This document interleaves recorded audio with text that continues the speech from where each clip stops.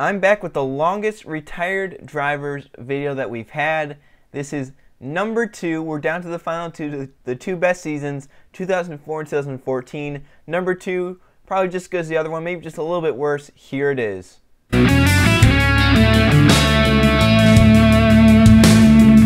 2014, I can't say how much I love this season.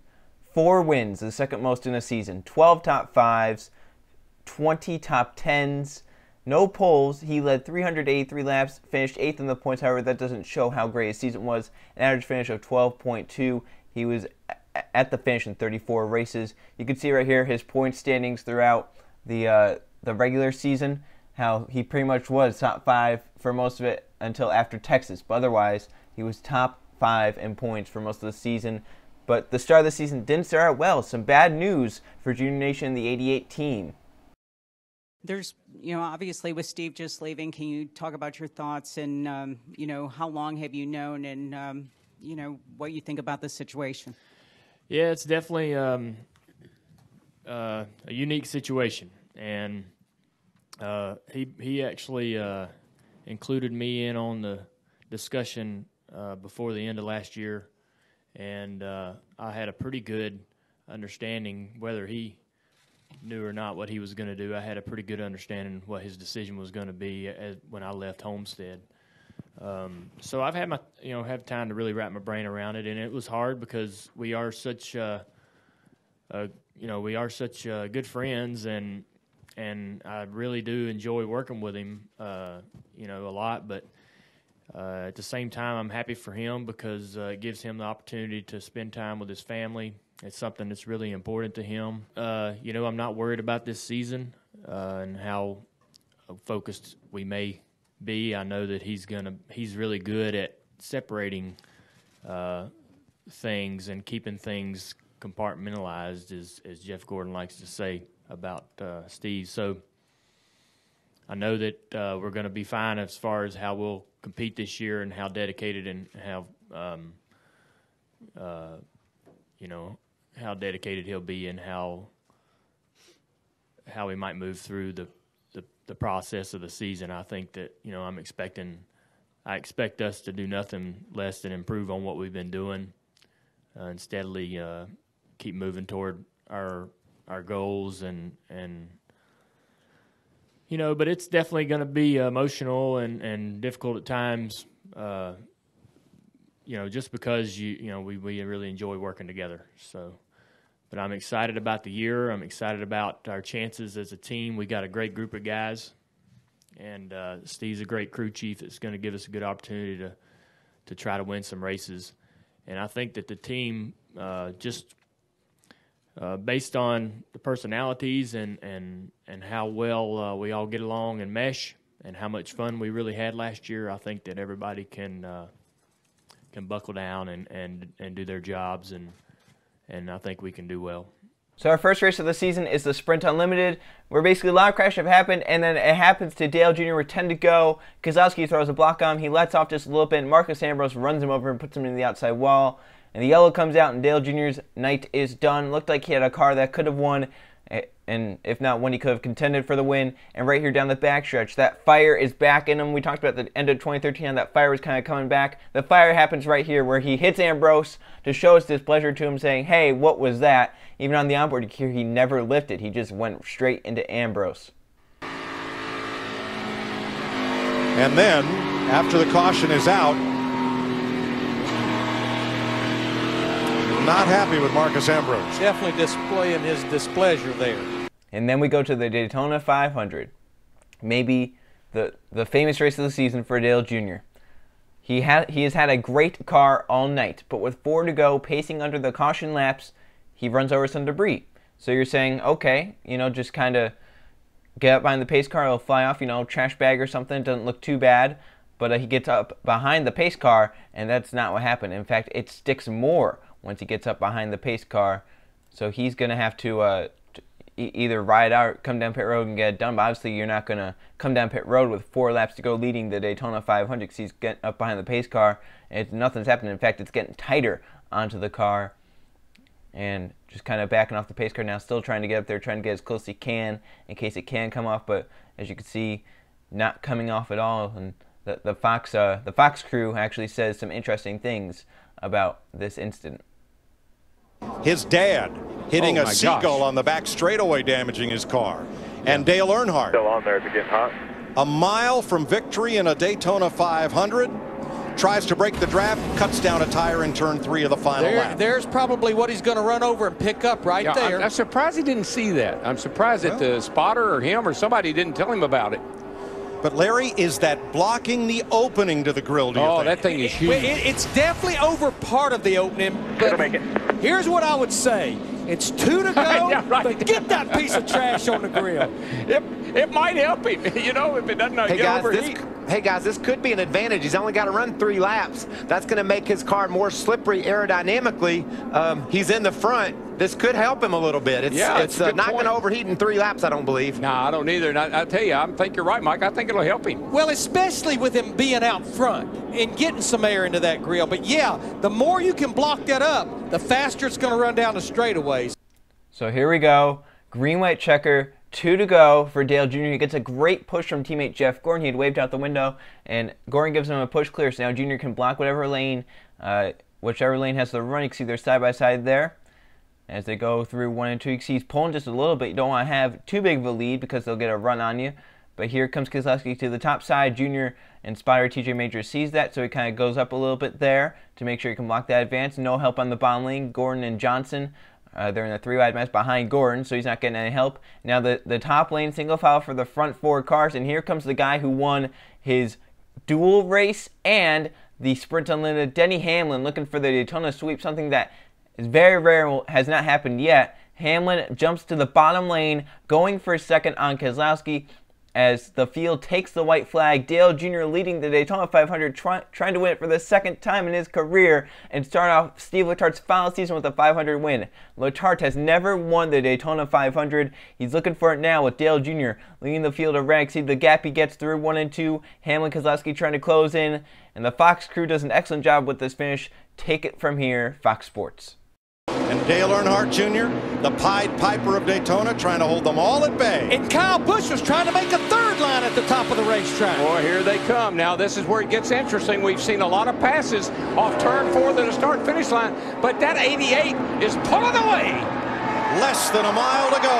Oh, we got a wreck. 3rd-generation star Dale Earnhardt Jr. brings him to the flag. Checkered flag waving. It's over. It's Earnhardt.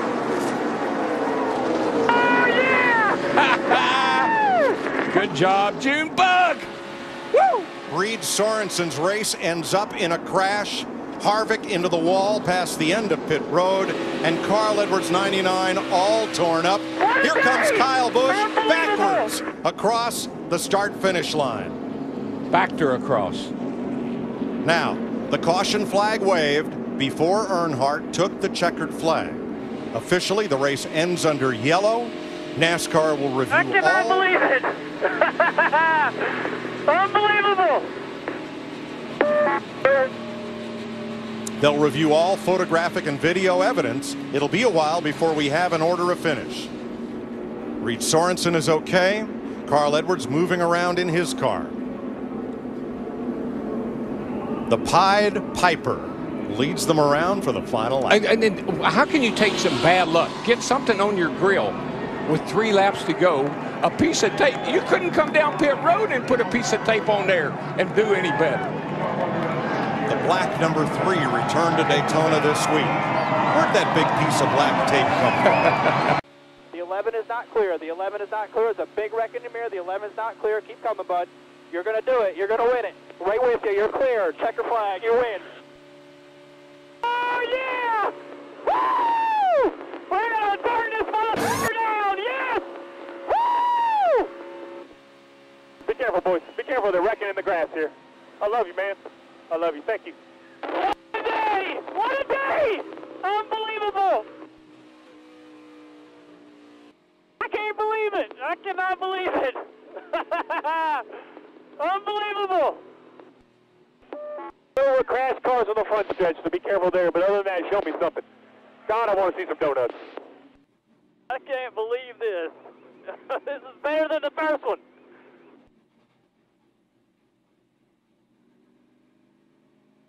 Holy cow, man, we just won the 500. I know! Oh my God! Man, it's awesome, dude. I can't quit watching you right now.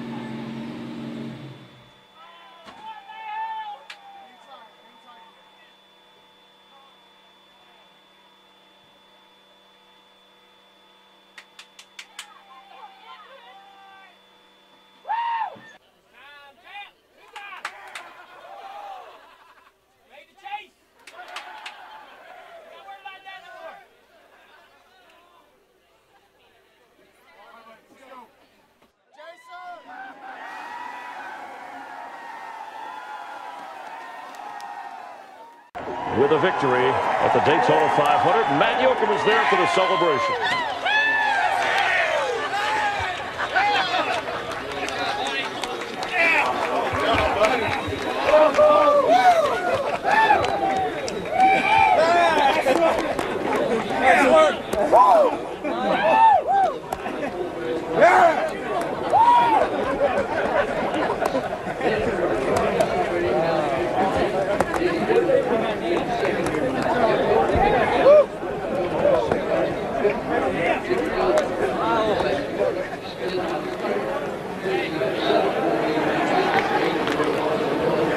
And the biggest hug to Steve Berg, the gentleman at Hendrick Motorsports that works entirely on the restrictor plate super speedway program.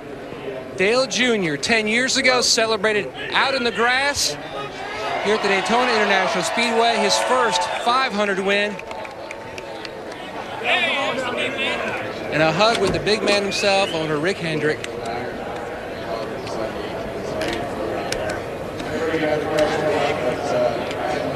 Dale, does your second Daytona 500 win take on even greater significance considering the journey you've traveled over the past 6 years? Yeah, I think so. Man, this winning this race is the greatest feeling that you can feel in this sport. And aside from obviously accepting the trophy for the championship, I didn't know if I'd ever get a chance to feel that again, and it feels just as good, if not better than the first, because of how hard we tried year after year after year, running second all them years, wondering why and what we needed to do. And I got to get my head together. I got to thank National Guard, Diet Mountain Dew, all our sponsors, Kelly Blue Book, Chevy and Sprint, and my team. This race car was awesome. We showed them there all night long how good a car we had. And it's because these guys right here putting it together in the shop, man. That thing would do anything. We could fight off battles after battles. And we got a little help at the end from Jeff to get away on that restart and just sort of try to take care of it from there. It was, this is amazing. I can't believe this is happening. I'll never take this for granted, man, because this just doesn't happen twice, let alone once. So just real thankful. Thanks to all my fans out there for supporting us. we pretty much might be in the chase. Ain't gonna worry about that. Get that off our chest, and we're 2-time Daytona 500 champion. You've told me several times you cannot put into words and measure what Steve Letarte has meant to you and your career. Did he resurrect it? Surely. Him and all these guys, you know, you got to give. He builds a great crew. These guys are so talented. So obviously, Steve knows what he's doing. Put a lot of good people around us to make us successful. They put a lot into this car, you know, all winter long. This thing's got 11 coats of clear coat on it, on top of the decal. They clear coat it, then decal, and then clear coat it. Sand it, clear coat it, sand it, and clear coat it. I mean, that's just part of the effort that goes into this car to make it what it is. And I mean, the whole series is that dedicated and devoted, but the man hours and the time and sweat and blood these guys put into these things, man, it's so rewarding to be able to take it to victory lane for them. Congratulations. Thank you so much. The excitement from that win catapults the team to another great car at Phoenix. He'd been running top 5, top 10 all race long, and with 2 to go, he is best car in class. Kevin Harvick's gone. He had the best dominant car all race long. Dale Jr. is the best car in class. He's the best of anyone else. And he's trying to chase down Kevin Harvick. He's 6/10 back. The gap kind of stabilizing around 6/10, getting a little bit lower, getting a little bit higher every lap. And with 2 to go, he's just there in second, looking for a great start to his 2014 season. It'd be the best start to his season during his career. A 1-2 finish to try and start out. So they get the white flag. Harvick still leads, but Jr. has cut it down to half a second. He gained a 10th minute because Harvick was maybe just saving his stuff a little bit, but Jr. was hard on the gas trying to get there, but he's going to be a little late as they come down the backstretch. Harvick has a nice gap. Jr.'s not close enough to even try anything, so as they go through 3 and 4, Harvick nice easy into it. Jr. drives it hard and hoping the 4 makes a mistake, but as they come off a 4, Kevin Harvick going to win once again at Phoenix, and Jr. will get second, so first and second to start the season. And then at Vegas, he had a top 10, top 5 car, if anything. Some pit strategy happens. Most cars come down pit road to get fuel to ensure that they are good to the end on gas. Dale Jr. and a few others say, we can try and make it from here. They stay out. Jr. is a few laps short. Steve Letarte tells Jr., you are anywhere from half a lap to 3/4 of a lap short. So, we're going to see if Steve Letarte does a great job on calculations and if Dale saved enough fuel. As they come down the backstretch, Keselowski, he's good on fuel. He knows he's good on fuel. He's one of them that pitted. So he's trying to run down Dale Jr. So as they go through 3 and 4, Jr. opens up the gap a little bit using the bomb lane. Keselowski has to go around the outside of the lap car of Almirola. So they get to the white flag. Dale Jr. leading. He's looking for a second win in 3 races in 2014. Steve Letarte telling him over the radio, if it runs out, coast it to the checkers. As they go through 1 and 2, Dale Jr. goes high, Keselowski goes low. Jr. going to get hard back in the gas, trying to get going. And off of 2, it sputters, and he starts sputtering down the backstretch. And the 88 car runs out of fuel with 3/4 of a lap left. Steve Letarte, you're too good at math. You should have said that you were good, because then you would have been good. Steve Letarte, magician atop the pit box. Keselowski ends up winning. Dale Jr. starts out his 2014 season first, second, and second. I'm not going to put words in your mouth. I'm going to guess it was disappointing, but I heard you on the cool-down lap encouraging your team. Yeah, we weren't going to run first or second had we not stayed out on that strategy. We knew we were a lap short, and we tried to save as much as we could. We got it to about a half a lap, and it ran out off of 2 there. So, you know, we took a gamble and didn't win the race, but it still worked in our favor to run second. Gave us a chance to win. It sucks to lose like that, but we can't let that be a negative. We got to go to Bristol and try to win there, and the only way to be productive is to be positive. So you got to be look at the positives in today and keep working toward our goal of winning some more races. But that's tough. Tough losing like that. That thing started sputtering off too. It was really disappointing. Thanks for your time. We'll see you at Bristol. So Bristol did not go well. He had some issues, finished laps down the 20s. At California, he blows a tire, running in 9th, entering turn 1, gets up into the fence hard. I mean, he hit that wall hard. He blew a tire going 200 off into the corner and then hits the wall. That's pretty tough to see from Edwards on board as Jr. was catching Edwards down low, and into the wall, goes hard there as Jr. falls back, and you're thinking, you know, his day's done now. He has a ton of damage to the right, to the right side of the car. You can see him coming down here. You can see all the damage. There's probably some stuff underneath mechanically that's all torn up. So Steve Letarte going to try and guide the crew to fix this car. He does a great job just getting everything done, making sure they do not fall a lap down. This is a great job just monitoring what's happening. Listen to Steve Letarte get this done. Guys that didn't have any trouble at all yesterday are having trouble today. Get the left on it. Get the left on it. That's a pace car going into turn 3. We're fine. We're fine. Get the don't go. Get the round right out. All right. Everything goes all right. Take a minute here, guys. Get it pulled. Yeah, half. All right. Let's roll, man. Let's roll and get caught up. Roll and get caught up. Now he'll leave the pit to stay on the lead lap and then come back in for further service. Stay on the lead lap, they fight through it, and Dale Jr. ends up with a 12th place finish on a day that could have been a finish in the 30s, so that was a great day for them. Then Martinsville, Dale Jr. and team stays out to lead them to the green flag, and Jr. takes off outside Almirola. Behind him is Kurt Busch, so Jr. gets clear of Allmendinger as they come down the backstretch. Now he's going to pull away. The strategy does keep him out front for a few laps. He gets past and then he's kind of behind later in the race and can't run down the front too. Dale Jr. ends up third at Martinsville. Another great result for that team. They've been having some consistent races, some top 5s, some top 10s, but every race they've went to so far, it looked like they could have competed for the win. So great result at Martinsville. Once again, Martinsville, one of his best tracks. Still has not won there though, and he's looking for that grandfather clock with Steve Letarte. Then we go to Texas early on, 13 laps in, and Dale Jr. is in the wall in a fiery blaze. As he, up against the wall, you can see right there, all the fire streaming out of the rear end of the 88 car. He gets low, you can see all the damage on the front end. Something obviously must have happened to the car. As he gets low, see him unbuckling before he even hits to the inside wall, showing how much he wanted to get out of there, that fire. Obviously not too great. And then getting out of the car in a hurry. See how all the fire coming out of that car, how hard he hit whatever he hit. As he steps up over the car and out. See, there's the fire blazing on. Junior looking at it, wondering what happened. And then goes back and will take the trip to the infield care center. You can see them putting out the fire and how badly damaged the car is from the fire and from the impact. But, see, they're still trying to put the fire out. That's how badly it was raging on. There's the car in a smoking heap. And not a good day here at Texas for Dale Jr. After being rain delayed to a Monday. You see right here he's following Almirola through, and he just gets a little too low and clips the grass. With that splitter, it digs in hard and sends him up to the outside wall hard. That's where the fiery mess comes into play. So it hits the wall again, then the car engulfs in flames. The fire everywhere out the front, out the rear. Obviously a done day for Dale Earnhardt Jr. and the 88 team. One of the races they will not be at the finish for. Jr. ends up Texas in the 43rd position. So he finishes last because of how early this happened. They had run about 10 laps under the green-yellow conditions to try and make sure the track was all right. So they were only like 3 or 4 green flag laps into it. See right there, hard hit there into the grass, up off the ground. Hits the wall hard a few times. The car bursts into flames.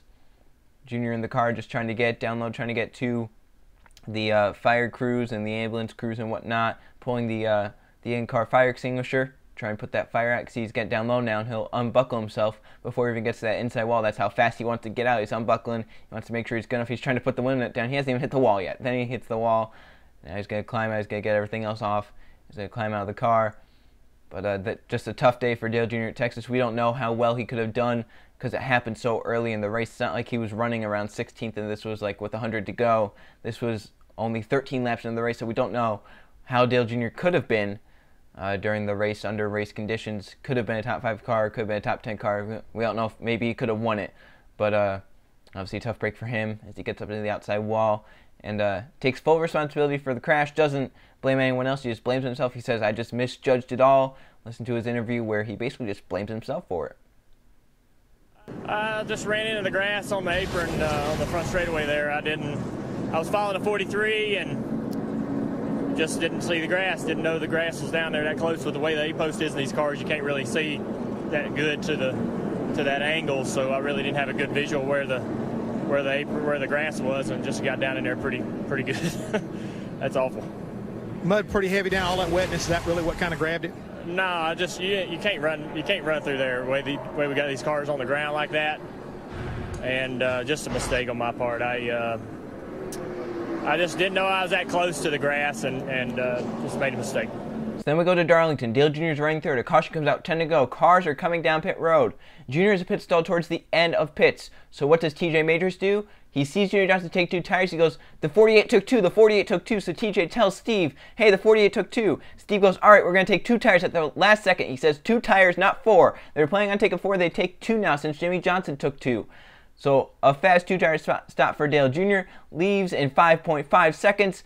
Matt Kenseth takes 2. Jeff Gordon takes 2. Kevin Harvick, the dominant car, takes 4 tires, but he comes out 5th. So now all is lost. But Jimmy Johnson and Dale Jr. on the front row. We'll see how that goes for them in their quest to try and win this race. It's going to be restart late in the race. See, restart with 5 laps to go. Jimmy Johnson gets away, but Jr. gets up through the gears a little bit better there and trying to side draft Jimmy into turn 1, trying to get an advantage because the outside had been better all night in 1 and 2. But Jimmy just gets that runoff, pinching Dale Jr. down to clear for the race lead. Dale Jr. settles in, and second, Matt Kenseth trying to challenge. And here comes Harvick on those 4 tires. He wants to get there badly to take advantage of those 4 tires. He's beside Gordon right now for 4th, but Gordon is right now holding him up, and that's allowing the front 3 to try and run away. So Jimmy gets away from Jr. and Kenseth easily. Now Jr. and Kenseth just going to try and hold on to finish 2nd and 3rd. So they have 4 laps left now in the Southern 500, one of the crown jewel race of the season. Harvick dives low and finally gets clear Gordon for 4th. But he's going to need another caution to run down Jimmy Johnson, who's pulled away. And the junior's even pulled away from Matt Kenseth, who just bounced off the wall right there. As they go down the backstretch, Jimmy's coming around to see 3 laps to go. Dale Jr.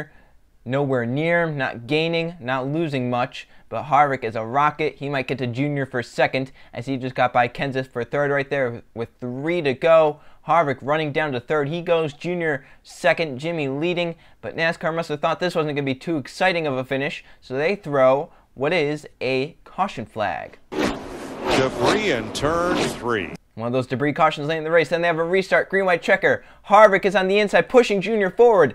Jr. gets a huge push from Harvick. Jimmy spins the tires. Jr. gets clear. Then Johnson fights back on the outside of Harvick, so that kind of stalls those 2 out. Jr. pulls away a good bit. As they come down the backstretch, Harvick just going to get clear there. Jr. has a good run, and Kurt Busch gets dumped by Clint Bowyer. And what does that do? A yellow comes out, and it sets up another late race restart, with now Harvick in 2nd beside Dale Jr. So you think at this point, Jr.'s hopes are a lot worse than what they were last restart. But this time, Jimmy gives Jr. a nice shove to turn 1 as Jr. gets clear of Harvick. And then Harvick, though, fights back on the top side to get clear of Jimmy. So now Harvick right in the bumper of Dale Jr. versus last restart where Jr. maybe had a little bit more room between him and Harvick. And it could have been, it wouldn't have been easier, but it could have been a better chance of him winning. So Jr. goes to the bottom, Harvick goes to the outside, possibly a mistake out of Jr.'s part there. Maybe he should have gone high and should have given Harvick the bottom lane. But as they come up at 4, Harvick takes the white flag with the lead. Now Jr. just has to hold on to try and finish 2nd, the 4 tires on the 4 car, and along with the best car of the night. And Jr. on 2 tires, that was obviously going to be hard to beat the 4 car. Maybe if that final caution didn't come out, he could have, but we'll never know. As they come down the backstretch, Harvick leading Dale Jr. away off into turn 3. Dale Jr. drives hard in the bottom lane, but he can't get there. And Kevin Harvick's going to win once again. Jr. going to get 2nd. So a 1-2 finish once again for these 2. Harvick once again on top. He wins at Darlington. So then Richmond, 20 to go. Matt Kenseth had been playing games on restarts, and he does right there. He brake checks the field and allows Joey Logano to kind of fall back. Jr. falls in line in 2nd. Gordon in the middle lane, and then Jr. attacking Matt Kenseth for the race lead. 18 laps to go. Jr. looking for another Richmond victory. He'd been so great all night long. He'd been top 5 pretty much all night, top 10. And here he is now running 2nd with only 18 laps of racing to go, trying to run down Matt Kenseth. But with Kenseth up front, it's going to be hard to beat him. He's one of the best to hold a race league. So right there, cars all over the place, high, low, trying to get forward. Truex Jr. almost in the back of Keselowski right there. But Jr., as you watch on the ticker, not really gaining much. It's back to 6/10 back. And then right there cuts it down to under half a second. It's about 4/10 as he closes in. Jr. looks like has a little bit better car than Kenseth at this point in time as he's running down that 20 car, trying to get there, trying to get his 2nd victory of the season to just show that this is a season where he is a force to be reckoned with. As they come down the backstretch, Jr. staying pretty constant. But now it's closing in once again in 3 and 4. And then the 30 car blows up. What does that do? A yellow flag comes out for that, and it's going to set up another late race restart. Kenseth leads, Dale Jr. second, and once again, Kenseth snookers the field, allows Dale Jr. on the outside to stay tough, but here comes Jeff Gordon to the inside looking 3 wide. This really hurts Dale Jr. as he goes a little bit higher. Logano gives him a bump through 1 and 2, and then Jr., no brakes. The brakes are running out in that 88 car. They had boiled over under the caution period, and now he's just going to have to fall back and see if that car will last. But you can see right here he's having trouble getting into the corner. Off the corner he's fine, but getting into the corner it's really hard. So he's trying to block Joe Logano, get down low. Logano gets underneath him, gives him a bump through 1 and 2. Junior falls back to finish in the 7th position. Definitely not the night he wanted. Could have been a win. But after the race, watch this. The 2 just brake checked the 20 right there. And then here comes Dale Jr. He can't stop. Now he's hot. And he's going to go up here, and he's going to give Keselowski a piece of his mind. Everybody got a little piece of everybody. We had a lot of brake problems with the car, and the fluid boiled over under that last caution. I couldn't keep the pedal up and just had all rear brakes that last run. So just real loose, getting in the corner, trying to run 7th was all I could do. Just trying not to fall back worse than that. They were fine the run before when we were racing with Matt, and I thought we had a little bit better car than him in the middle of the corner. But under that next caution, they bowled over. We had brake problems earlier in the race, the last 150 laps, 200 laps.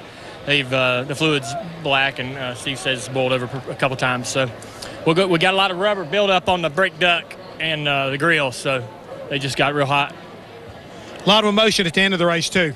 Yeah, the 2 is mad at the 20, and so he slammed on brakes after the checkered, and the 47 run into the 20. I ran into the 20.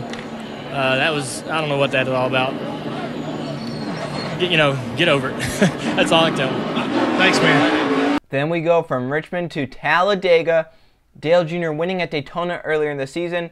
You think, man, this could be another shot for victory. This is their backup car from Daytona because, of course, the Daytona 500 winning car is in the museum.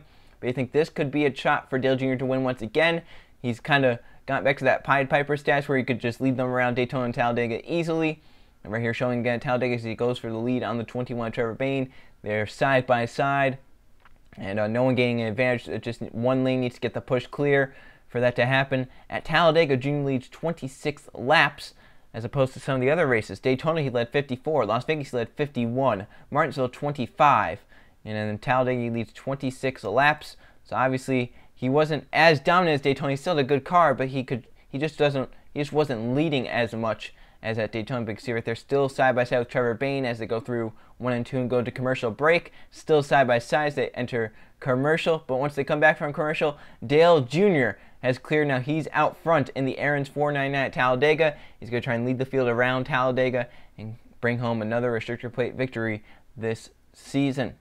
So he's pulling along Kyle Busch and Kevin Harvick. You have Allmendinger coming forward. You have Danica Patrick on the inside. Trevor Bayne trying to fight back on the outside in the 21 car. You see right there, Jr. leads here at Talladega. The fans obviously going crazy, as it's been a while since he's been really a force to reckon with at Talladega with those, with the Car of Tomorrow cars. He wasn't really that great, and then in the 2013 Gen 6, he wasn't really that great either at these restrictor plates. But right here, 2014 finally back on top to where he belongs in the restrictor plate prowess. As he comes down the backstretch, just leading the train around. But then later in the race, he gets shuffled to the back. And instead of trying to get back up there because there's nowhere to go, he rides around in the back. And that bites him as he ends up finishing 26th and shows disappointment with how he raced. Yeah, it kills it. Anytime anybody jumps in the outside line in front of you, they're not, you're not going to shove them on out there, especially a car like that. I mean, I wanted to help him, but it just killed us. And you got to have that track position at the end. We just didn't have it. I knew that we were going to sit there and get boxed in and run in 15th and get wrecked. And we missed a lot of guys that crashed and didn't tear up our car. We'll go to Daytona with this car and try to manage a strategy to where we're not giving up, 25 positions in the last 35 laps of the race. We just, you got to be up front the entire race. So then we skip over a few races and go to Pocono. 9 to go. Jr. and Keselowski have played the right strategy to run 1-2, but Keselowski has a little piece of trash on his grill. 9 to go. Is the car going to make it on a hot June Pocono day? It get pretty hot up there in Pennsylvania. As they come down the back, you can see right there the gap growing a little bit. Jr. in the dirty air, not really able to run down Keselowski, but he gets a really big break with 5 to go as Keselowski tries to get the piece of trash off of Danica right there and hurts him. Brad Keselowski is off the pace, and there goes Dale Jr. The 88 is out front at Pocono with less than 5 to go. Now, did the two get off the pace, or did something happen when they run up on lap traffic? I'm going to say he got off the pace. I would take that chance to get back behind the 88, blow my grill off. Now I got 3 laps at least to get the win back. 3-2 now. Yeah, but now he's got to run that 88 down and get close enough to knock it off. I bet he does. Well, let's see if Wally's right. I bet you he does. Coming to 4 to go. Keselowski gaining in the draft. Jr. going to try and break the draft every lap he can down this front stretch. He pulls a little low right there. But you can see Jr. has a little bit of trash. After he passed Keselowski, he knows he had some temps. And he tells Steve, I got temps too. And Steve goes, ignore him. Just stay out front. If it blows up, it blows up. We're not going to do what he did and cost us the race lead. So 4 to go. Dale Jr. has never won at Pocono. It's been a track where he's been so great at with Steve Letarte, finishing top 10 and top 5 pretty much every race besides the 2012 race with Steve where he blew a transmission. So he's trying to win for the first time at the Pocono Raceway. Across the tunnel turn pretty nicely. And he's come to see 3 laps to go. Keselowski still trying to run down, but once again in that dirty air with these cars, so hard to make passes. Even if you have the best car, so hard to make passes. But you see there the gap growing a little bit, but now it's closing as they come off the corner. Jr. down the front stretch trying to get away from Keselowski, trying not to let Keselowski get that draft. He pulls low right there. See, you saw Keselowski is getting a little closer, and he does get closer down the front stretch. The paper trying to come off, but it can't. And they have 3 laps left. Keselowski drives in hard into the corner as it sends him up the racetrack a little tight there. And Jr. pulls away down Long Pond Straightaway, stretching him out just a little bit right there. He pulls away, let TNT take the call of this Pocono finish between Dale Earnhardt Jr. and Brad Keselowski. The battle to see if Keselowski can get the trash off his grill, and the battle to see if Dale Jr. can keep that from happening. TNT calls it. Hey guys, it's a game, okay? You're looking at 2 drivers that won earlier in the year, and they know in the next 2 laps, whichever one goes to victory lane will be locked into the chase with Jimmie Johnson, Joey Logano, and Kevin Harvick. And Larry, I guess you could say it's Dale Earnhardt Jr.'s turn to win at Pocono. August 2012, Jeff Gordon won, driving for Rick Hendrick. 1 year ago in this race, Jimmie Johnson. In August, it was Kasey Kahne. Jr. going to try and become the 4th different Hendrick driver to win in consecutive races at Pocono. He's a lap and a half away. You saw right there as he got to the corner and the 2 car of Brad Keselowski drives in, it flapped, that paper flapped just a little bit, but not enough to let the air get up under it and pull it off. 4 position, Jeff Gordon around Martin Truex Jr. It's for 8th. Leaders in turn 3. Man, that 2 car is good in the corners, but that 88's pretty good on the straightaway. White flag is out, and they are saluting Dale Jr. at Pocono, 2.5 miles away from his 2nd win of the season.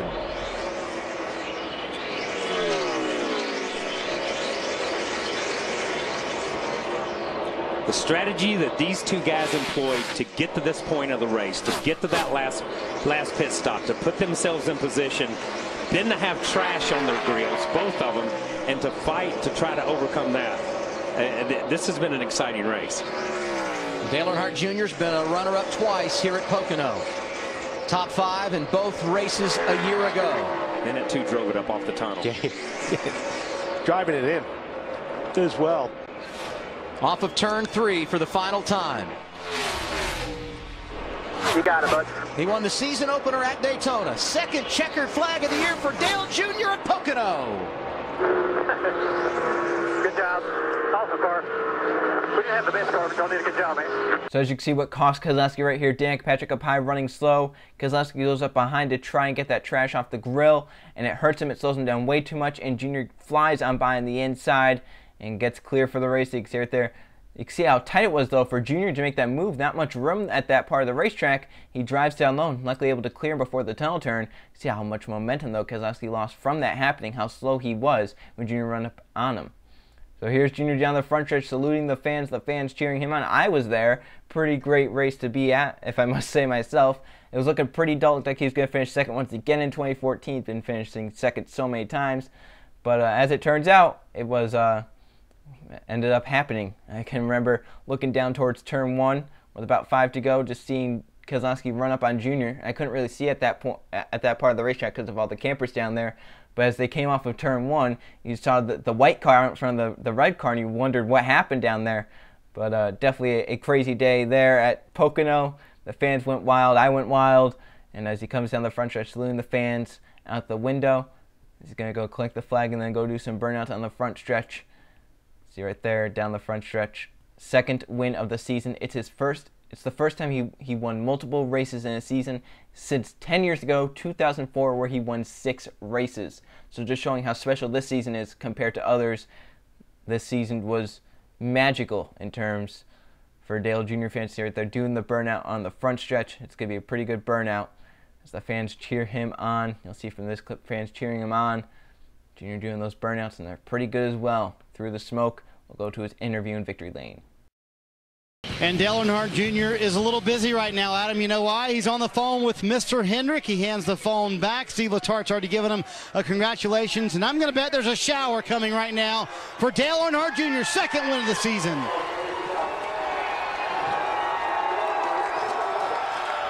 Oh, yeah. A big shower coming for Jr. And I think he's enjoying every second of it.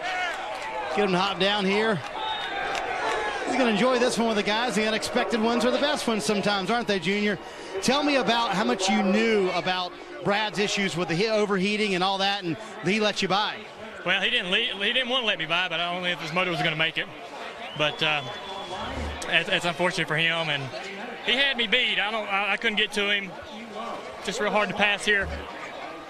And you know, but I've lost some in some strange ways, so it feels good to win one like that. And thank National Guard, Diet Mountain Dew, Kelly Blue Book, Chevy and Sprint, and all our partners.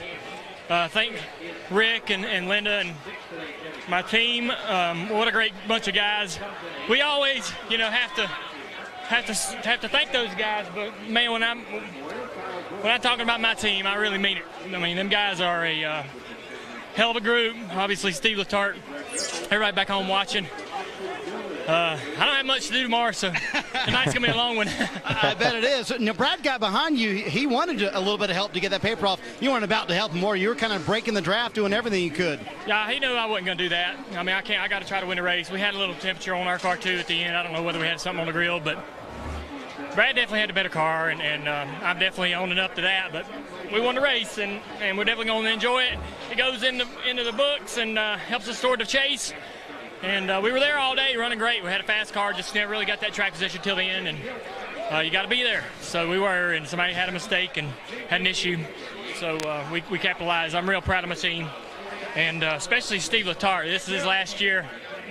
I've never won here, so I've always won. I've never been here. This is amazing. So I can mark this one off. That's what he said after the race. He said, you know what, took me forever to win here, but it was worth every second of it, Matt. Team putting the winner sticker on there. Michigan didn't go as planned. He ended up top 10 after starting in the 3rd position. But then Sonoma went, wow, Sonoma was just crazy. Midway through the race, Dale Jr. side by side with Kenseth through the S's, jumps the curb, and wrecks the 20 car hard. Like, he wrecks him hard, just jumped over the curb right there and lost control of his car. Jr. was very frustrated with himself over the radio, like, I don't know what I was doing there, and he's just kind of getting mad and a little down on himself. And then later in the race, he and Allmendinger get together as they come off turn 11. Jr. gives Allmendinger no room on the outside and puts Allmendinger almost into the wall, trying to save the car, but he gets hit hard. So that's now 2 drivers he's wrecked here at Sonoma, Matt Kenseth and A.J. Allmendinger. Obviously, Allmendinger a lot more upset with Jr. than Kenseth was. Here, Jr. just kind of gives him no room, and up into the wall goes Allmendinger, and around he goes and gets hit hard a few times. So then late in the race, they had a yellow flag. About the front 9 cars stayed out. Dale Jr. comes in and takes tires, and it works for him, gaining positions. Hey guys, I know I questioned those that pitted for 4 tires, but the guy that has made a lot of ground up in a short time is Dale Earnhardt Jr. in that 88 car, because he's already went by Kurt Busch, Denny Hamlin, to name a few that had older tires, so he's already up into the 7th position. I mean, that's what I was saying. Those are the guys he was racing with and couldn't do anything with. So now he put himself in a position where he's got a little bit of an edge now because he's got better tires. So I think he's got to make this happen, though, right now, the next 5 or so laps. He restarted 10th. He's made up 3 spots and a couple of laps under green. Riding right behind Jimmy Johnson right now. Let's see Jimmy make that move underneath. Truex Jr. is going to try and follow him through right there as he gets beside Truex. But Truex having none of it, giving him no room. And Jr.'s going to have to back up before he causes another wreck like he did with Kenseth, so he backs out right there. There's no room to go have his head through there. He's just going to try and get him in a different part of the racetrack. But Jr. making ground up. He's never finished top 10 at Sonoma. It's the one track where he has no top 10s at. So Steve Letarte trying to give Jr. that top 10 Sonoma. And it's actually funny. They talked about how maybe they did get this top 10. So every other season, Steve had taken Jr. to a road course somewhere in the United States and had him practice and had days of practice to see if they could get the road course stuff better. This was the one season where, since they had that win, they didn't care. They said, we're not going to go testing at the road course. We're going to rely off our teammates' stuff.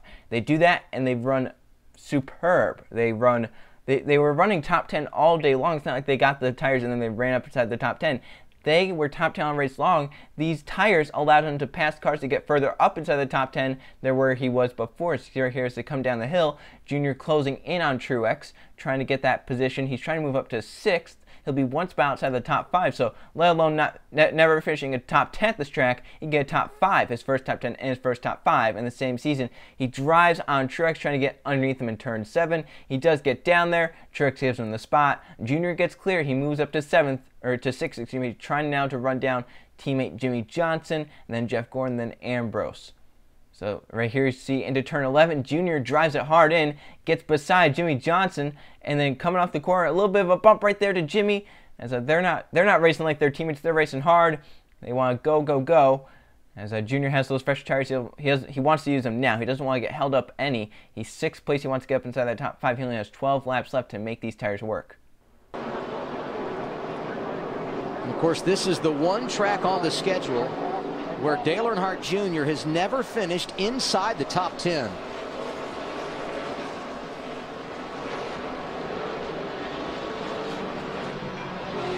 They've done a really good job. He's done a really good job today driving the car, keeping the car clean, and their strategy has been good today, especially that last pit stop. Like Wally said, had nothing to lose.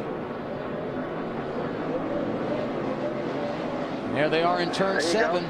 Still there. You wouldn't know they were teammates, would you? Jimmy gave that position up. Yeah, Jimmy gave that up. He realized he was holding him up. Jr. was wearing that rear bumper out, and Jimmy gave that up. So Jr. moves up inside the top 5. He has his next target locked. 4th place, Marcos Ambrose is next ahead. So Jr. trying to run down the road course expert, Marcos Ambrose, and get past him. As Jimmy starts fading back a little bit there in those older tires, Jr. does a great job getting past Jimmy there as well to himself inside the top 5. Now Jr.'s looking for more positions. He's looking for maybe a late race yellow to get everyone caught back up together, because if he has a yellow, he can have a shot at this. So he's gaining on Ambrose now as he's run down. That's the battle for 4th position. He's right on Ambrose, trying to get by him with 10 laps to go. He still has 10 laps to get 4 more positions. It's going to be hard to do. It's possible, but it's going to be hard to do. He would need a yellow flag to come out later in the race to where drivers won't come down pit road because it won't be any service to them. He'll have some fresher tires and he can get going. But right here you see attacking these corners hard with those fresh tires. Jr. right on Ambrose as they enter turn number 4, and then they get to turn 7. Once again, these two passing zones, Ambrose goes way wide. Jr. gets to the inside to turn 7, and he drives in on Ambrose and makes that pass to move himself by Ambrose up into the 4th position. Dale Jr. flying forward here at Sonoma. And this day, I will say, watching this race live, even though he didn't win this race, it felt like a win. With a top 5 at a road course, throughout this portion of Dale Jr.'s career, it felt like a win. To me, watching there, I was as ecstatic as I would have been if he won, because of how the charge he made from 10th, restarting, like 18 laps to go from 10th to about 3rd. Pretty, that was a pretty special run that he made through the pack as Ambrose, he starts fading off there. Jr. pulls away to try and get now to 3rd place, Jamie McMurray. See right there, he does get to McMurray. We cut ahead to 5 to go. As it takes him 5 laps to run down the front 3 as he gets on McMurray through turn 4. And now off of turn 4 he gets by Jamie. So move Dale Jr. to 3rd and now trying to hunt down Jeff Gordon and Carl Edwards. 5 laps left, but he needs a caution flag to come out for it to play out right. As you can see right there, through the S's. Gordon is pretty close. Edwards, though, a pretty good ways away. Junior might be able to get up to second if he puts together perfect laps and if Gordon maybe makes a mistake or two. But otherwise, it looks like he's going to finish inside the top 3. Still a great day at road course for Dale Jr., and the strategy plays out right. Well, Adam, I go back to our conference call on Tuesday, and it moved right into the weekend, and it was all about strategy. 2 stops, 3 stops, 4 stops, who was going to do what. And I look at our top 3 right now, it is all over the board as far as the different strategies. Carl Edwards in that 99, he has only made 2 trips to pit road. Jeff Gordon, that 24, he has made 3 trips, and the one that just blows me away, but it took the cautions falling right, is we got Kyle Busch sideways, but I think we'll stay green. Dale Earnhardt Jr. in that 88 car, he has been to pit road 5 times. I didn't think we'd see anyone make 5 stops and be up there in contention.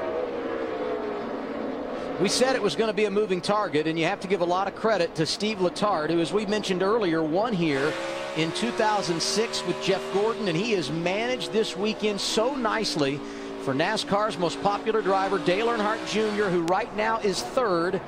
Carl Edwards has the top spot, and Jeff Gordon right now 1.7 seconds behind, under 3 laps remaining. And if Gordon's going to do something with him, he's going to have to hurry. Yeah, Gordon's going to have to hurry because he's going to have to hurry and get away from that 88 car, Dale Jr. here in a minute, because Dale has been closing. Dale flying on the final lap. He runs out of time. No yellow comes out, but Gordon trying to chase down Edwards. And right here, there was a glimpse of hope for Junior fans. If Gordon had driven in just a little bit harder and spun both of them into the tire barriers, Junior could have gotten right on by from 3rd to win the race. Alas, that doesn't happen, but he still ends up with a 3rd place finish. Edwards comes down to take the checkered flag. Jeff Gordon 2nd, and Dale Jr., the guy who maybe no one thought would finish 3rd, ends up running 3rd place at Sonoma. Happy after the race, though, with his result. Another exciting day here in Sonoma, Junior. What stands out to you most about your march right there near the end? Just putting the tires on and getting the strategy right. Steve, I told him every crew, secret to being a great crew chief is to call every year like it's your last, because he's had the best strategy every week. Kelly Blue Book Chevy was fast all weekend really, and I tried to screw it up there a couple times in the race, but calmed down and was able to get a good finish out of it. Got into Matt. I jumped that curb and just jumped in the air and just ran into him. Told him my fault. Kind of what happened with him last year at Watkins Glen. It just racing a little too hard through there with him, and probably should have let him have the spot. But other than that, we had a pretty good day. We'll cut the shell off of this thing, put it in the woods, and go to Watkins Glen. All right, thank you, Junior. Thank you. Yeah. Then we head to Daytona, where we're coming to the competition caution on lap 20, and the big one happens at the front of the field. Who's in the middle of it? None other than the guy going for the Daytona sweep, Dale Earnhardt Jr. He slides up across the track, gets hit a little bit there in the front, and slides back down to the grass. And that Talladega car that he said he was going to bring back to Daytona, now torn up as he had hit the grass and then comes back up and then gets hit again in the front end.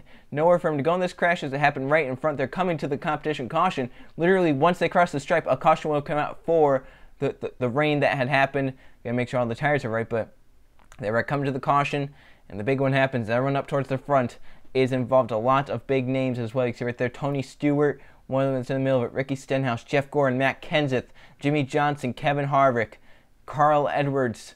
A lot of good cars. You can see right there, Junior hasn't missed. He hasn't slowed down at least, and Trevor Bayne gets hit from behind up into Dale Jr. It looks like McMurray hit Trevor Bayne up into Junior, and Junior just got clipped. Nowhere to go. You'll see from his onboard. Right there, you see he gets hit by Kenseth. There's Danica getting into it. There's Larson, Hamlin. So right here, he has it going straight and then gets clipped right there into the grass. He goes, spins it around as he falls a lap down, repairing the damage. He gets very lucky though with a caution coming out and getting the lucky dog. We get our 4th caution of the day, and it's for debris. Boy, is that a break for her. Danica Patrick. And it should be for Dale Jr. Yep. Who gets the lucky dog? Should get the lucky dog. And the ensuing restart, rain coming, everyone's going hard, and the huge one happens at Daytona. Everyone is involved, and I mean everyone. You can see Junior on the right side of the screen stops on the apron as he lets the crash happen in front of him. Kyle Busch goes upside down right there. Junior emerges from the wreckage, goes high to get by. Look at his onboard and see what he did to miss this crash. With Dale Earnhardt Jr., who had just gotten back on the lead lap. And Dale got it slowed down enough. Yeah, to where he could stay away from it. Okay, around the outside up by the wall if you can. That's perfect. As you look at the carnage as he drives by away. And that's why you want to be on the lead lap here. Sadly, he never does get a chance to race it out. He ends up 14th as the rains come, and that was just a few laps after the restart. Then we go to Indianapolis. Dale Jr. running inside the top 10. Danica Patrick has issues leaving her pit stall in the middle of green flag pit stops, trying to get going. She stops at pit exit, and the yellow comes out right in the middle of green flag pit cycles. What's bad about that? Driver's going to be caught on the tail end of the lead lap, caught a lap down, and it's just going to mess everything up. Dale Jr. is one of the unfortunate ones to be caught one lap down in this. The reason why, he had already made his green flag pit stop. A lot of drivers had stayed out. He fell a lap down because he was so far behind the drivers who didn't pit. Right? Here you can see Danica's leaving, and it kind of wonders me why she didn't decide to back it up into her pit stall when this happened. Once again, it's Danica Patrick we're talking about. Who knows why she did it. She pulls out knowing that she doesn't really have any rear-wheel drive, but Alan Bestwick sums this up perfectly with how this changes everything. So, second yellow flag of the race comes out in the middle of what seems like almost an endless wave of green flag pit stops today. And leaves Denny Hamlin as the race leader for the moment. So Hamlin's the race leader. Behind Hamlin is Dale Jr. Jr. is not running second. He's running the first car one lap down, so he'll get the lucky dog on this. However, he's got to restart tail end of the field. As we know, Indy, it's hard to pass. Dale Jr. goes from the front to the back to the front to the back so many times in this race. He has to pass so many cars. Honestly surprised that he finished as well as he did in this race. He finished top 10 in a day where he had to pass so many cars at Indianapolis of all places. This race felt like an eternity to me because of how, with how bad he was doing, how many cars he had to pass. So as they come down the front stretch, if Hamlin pits, Jr. can take the wave around instead of taking the lucky dog. But right here, Hamlin decides to stay out and trap some guys a lap down. The rest of the field decides to come down pit road, and Jr. does get the lucky dog, however, so he'll be back on the lead lap, but it takes a ton to get back up there. But late in the race, restart with 17 to go. Steve Letarte brings Dale Jr. down pit road to put on 4 fresh tires. He says, use those 4 tires up, buddy. Use them as hard as you can. And he goes for it. Cars all over the place. 3 and 4 wide through 1 and 2. The 55 getting pulled out of the way by the 16. Cars everywhere. Gordon gets to the race lead. Kahne falls back to 3rd, possibly 4th. As they come down the backstretch, Jr. is fighting with Kevin Harvick for a spot inside the top 10. He's fighting with Harvick for the 9th position. He's outside that 4 car. As they come down the backstretch, you see cars shuffling everywhere. Jr. on the radio saying, woo! And he's all excited about what happened there. They're 3 and 4 wide through the corners, having a fun time. As they go through 3 and 4, Jr. slots into the 10th position behind Harvick. And now she's going to try and gain spots on those 4 fresh tires. He only gains 1 spot, though. Larson falls back in the 42. But Jeff Gordon goes on to win the Brickyard 400 once again in his career. Dale Jr. crossed the line in the 9th position. Great result after the day he had. Then we go to Pocono. The big crash eliminated about 15 cars. What does Steve Letarte do? Running second to Jeff Gordon. He knows he's not going to be able to outrun Gordon. So he decides to bring Jr. down pit road for different pit strategy. He decides if we come down pit road now, we'll come in right after the restart, and we'll only take 2 tires or no tires as opposed to everyone else who will take 4 tires, and we'll leapfrog them on the racetrack. That is Steve Letarte's plan, his strategy. We'll have to see if it works out. Dale Jr. taking 4 tires on this stop to make sure that he can only take 2 or none, just take fuel only on the stop under the green flag. But it would take this race going green until the drivers have to make pit stops. If we have another yellow, it all gets ruined. So here they are on the restart. Jr. knows he has to go hard, so he's restarting about, what is that? That's about 9th position he restarts. So as he goes off to turn 1, Kasey Kahne is outside, also on the same strategy. Bowyer took 2 tires. He's on the same strategy as well. Jr. tried to make a move on Austin Dillon, but Dillon blocked it off. Now Jr. gets tight and falls the spot to Kasey Kahne. It's actually not working for him in the dirty air right there. Now he's fallen a spot behind Kahne and Bowyer, who are both on the same strategy as Jr., so he has to get up by them. You see the shuffle there as they get by Austin Dillon. Cars going everywhere, trying to get spots here in this restart, but not a lot of cars left in this race that aren't damaged. There are a lot of cars that are damaged towards the back of the field because of that big crash eliminated so many good drivers happened towards the top 10. So see there, Gordon leading. Once again, Gordon about the front 7 are going to have to come down pit road and put 4 tires on it, where the others can put on 2 or no tires. So that's what the strategy is for those drivers. They have to stay close enough, though, to the others to make sure it does work, to make sure they can leapfrog without falling up behind those drivers when they come off of pit road. So as they approach turn 1, Jr. still trying to get by Kasey Kahne, who had gotten by him earlier. There's a log jam towards the back of the field, going double foul 3 wide. As they come off the corner, Jr. not closing in on Kahne. That dirty, obviously hard to make a pass here at Pocono, but Bowyer's running down Newman ahead. So as pit cycles start, Bowyer, one of the first to the pit lane. Remember, he's on the strategy Dale Jr. was on. Some more cars come down as well, like Logano. There's Kahne and Dillon come down. Kahne, remember, on the same strategy as Dale Jr. He took 4 tires. Then later, Dale Jr. on pit road, a few laps later, takes about 3 seconds worth of fuel and gets away. So now he's going to try and leapfrog Jeff Gordon on pit road. He has to first get out ahead of Larson. So he gets out ahead of Larson, gets up to speed a lot faster. He has to now stay ahead of Kahne and Bowyer, and he does do that as well. And here comes Jeff Gordon. He'll exit 3 and come into his pit stall. And that leaves Kevin Harvick, Greg Biffle, Denny Hamlin, and Justin Allgaier out on the racetrack as guys that have not come down pit road at all. They're going to try and stretch it to the end or stretch it a lot further. So you see Harvick takes the race lead, but the battle that ESPN wants to focus on between Jeff Gordon leaving the pits and Dale Jr. coming off of turn 3, a 13.1 for Gordon, a little bit slower than maybe what some would have thought. As they come down off of turn 3, they can see they're on board with Harvick, or on board with Gordon, excuse me. And off of 3, you can see Jr. right there, that white car, with Larson behind him, and they can see Bowyer, Dillon, and Kahne a little bit further back. So Gordon come down the front stretch. You think it's going to be close from this angle. It looks pretty close. It looks like it could be close.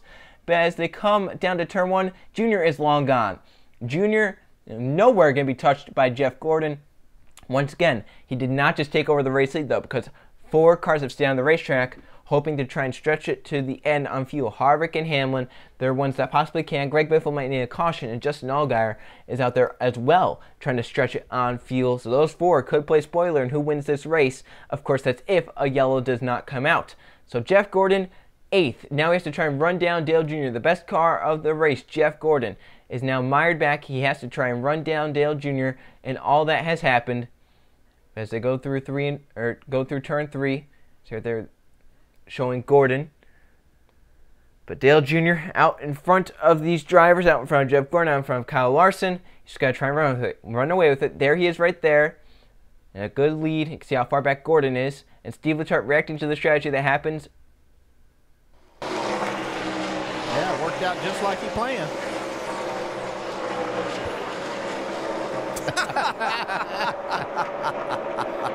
Oh.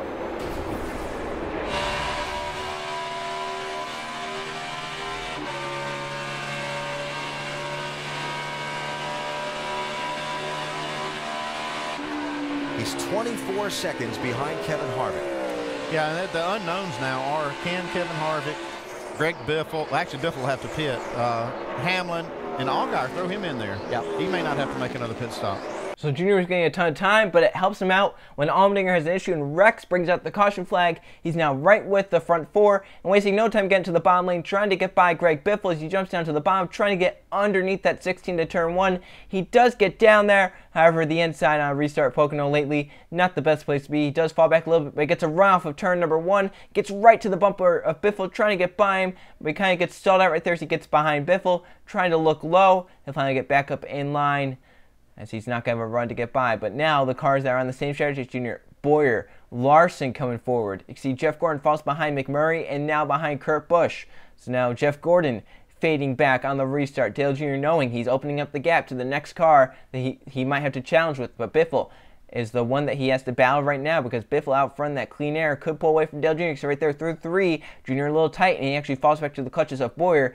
And this maybe saves the race for Dale Jr. down the front stretch. Right here, Bowyer's a run. He blocks Bowyer off nicely. He knows that Bowyer's going to make that move, and he goes low. And Bowyer falls off a little bit into turn 1. See, Jr. drives off so much harder into the corner because of how good his car is. So it takes a few laps. That's 16 to go now. The next clip, as we come onto it, with 15, now 14 to go. Jr. running down Biffle in the draft with a huge run as they go into turn 1. The fans reacting to this as they're rooting on Dale Jr. to get by, and Jr. moves to the inside. Here's Jr. for the lead.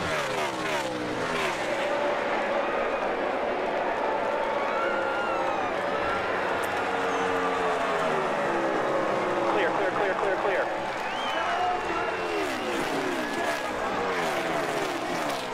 Great job by Junior right there to get himself situated back, understanding that he was clear where he could make the right arc into that corner. Now can Clint Bowyer get by Greg Biffle quickly to try and stay in touch with the 88?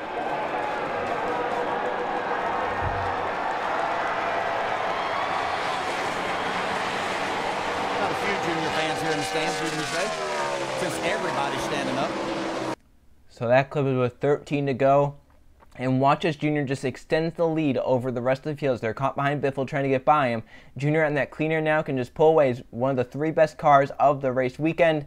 And it was basically whichever one of those 3 got out front was probably going to win the race. So Junior out front now with 12 and a half laps to go now. Right here you can see he's pulling on Biffle. He has such a big lead already. And he's only took the lead a lap ago. So you can see how he's pulling it away from Biffle. If it goes green the rest of the way, he's going to be gone. He's going to pull away big time from the rest of the field. 13 to go right there. And look at the gap he's pulled through 3. I mean, he's just pulling away every corner, every straightaway. He pulls away from Biffle and the rest behind him. Right there you can see with 8 to go, that little dot is Dale Jr. as Kurt Busch gets into the outside wall, not once, but twice. And NASCAR, what do they do as he's slow on the track? The yellow flag comes out and alters everything. Junior's lead is gone. Alan Bestwick puts it the best way. A 3.5 second lead Dale Jr. had over Kevin Harvick, and a 6-second lead he had over Jeff Gordon. So here it is, the final restart, 3 laps to go. Junior on the outside, Harvick on the inside. Harvick gets a pretty good jump there, but no push. Junior has the outside, the preferred lane for the restart. As they go into turn 1, Junior trying to fight back. He's trying to make it stick on the outside, drives it hard in, and he does make it stick on the outside, gets clear of Harvick. So now he just has to try and hold them off as they come off turn number 1. Harvick and Logano might be battling right here. As Junior comes down the backstretch, he's going to pull low to try and break the draft and maybe block any run that was going to be happening. 4 wide back there. They wreck once again. They'll have to do another restart, but Junior gets up in line. Everyone gets clear. As Junior trying to pull away now. We saw in the last run he had the best car. He was pulling away, so now he just has to pull away. Obviously, it's not going to be that easy, though, with Harvick behind, and it wasn't that easy. ESPN commentates the finish of the GoBowling.com 400. Once Junior got clear over there off turn 1, that might have been all she wrote. Yeah, Harvick was so intent on keeping up with Junior that it didn't. Logano wasn't really ready to go and in the gas enough to be able to push Harvick where he needed that push down into turn 1. Still got 2 laps to go. And you got 3 tricky turns to negotiate each one of those laps. Harvick making a run. He got a good run off that corner. Beaten, battered race car and all. Kevin Harvick pressing Dale Jr. to turn 2. What you hope there is you can get close enough to the bumper to make him overdrive or get him loose getting into the corner. Looks like Junior made that corner just about perfect. All the fans here at Pocono today on their feet as the race for the win comes to the white flag. We go to the final lap. Dale Earnhardt Jr., Kevin Harvick, Joey Logano waiting if something happens.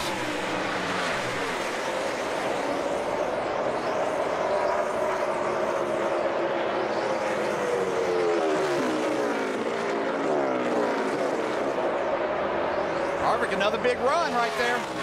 That's his strong part of the racetrack.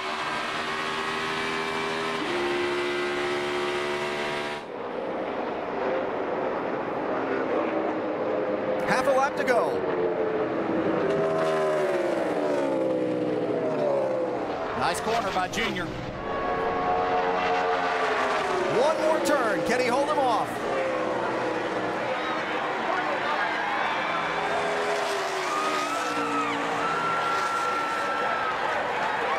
He's going to do it. 3rd win of the season. Pocono goes to Dale Earnhardt Jr. That's what you call a Pocono sweep, buddy. Hell yeah. Good job. Man, it's real late.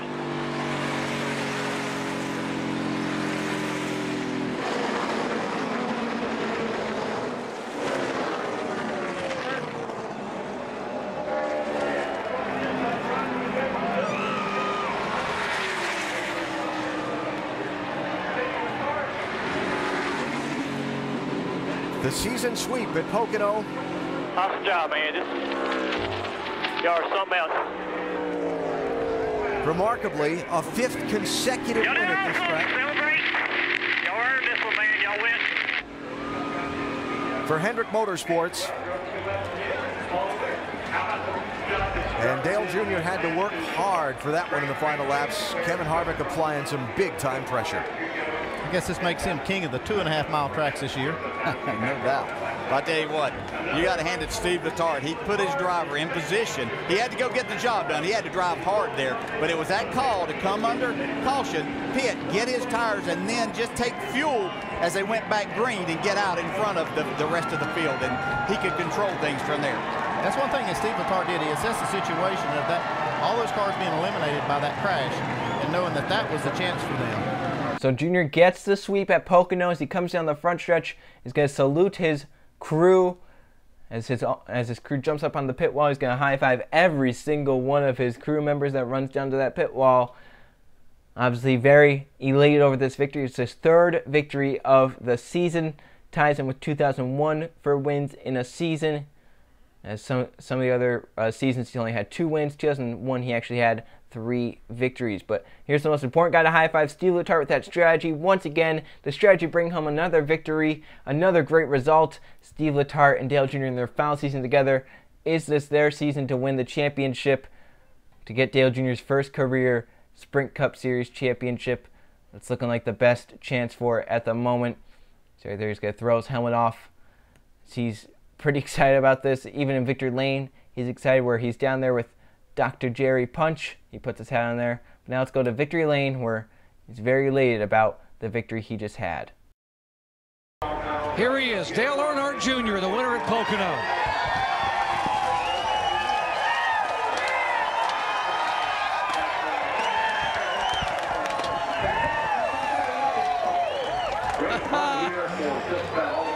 Yeah, my friend, you told us in Countdown the car today was better than it was when you won with it in June, and you were exactly right. Hey, take us through your mindset these last 4 laps.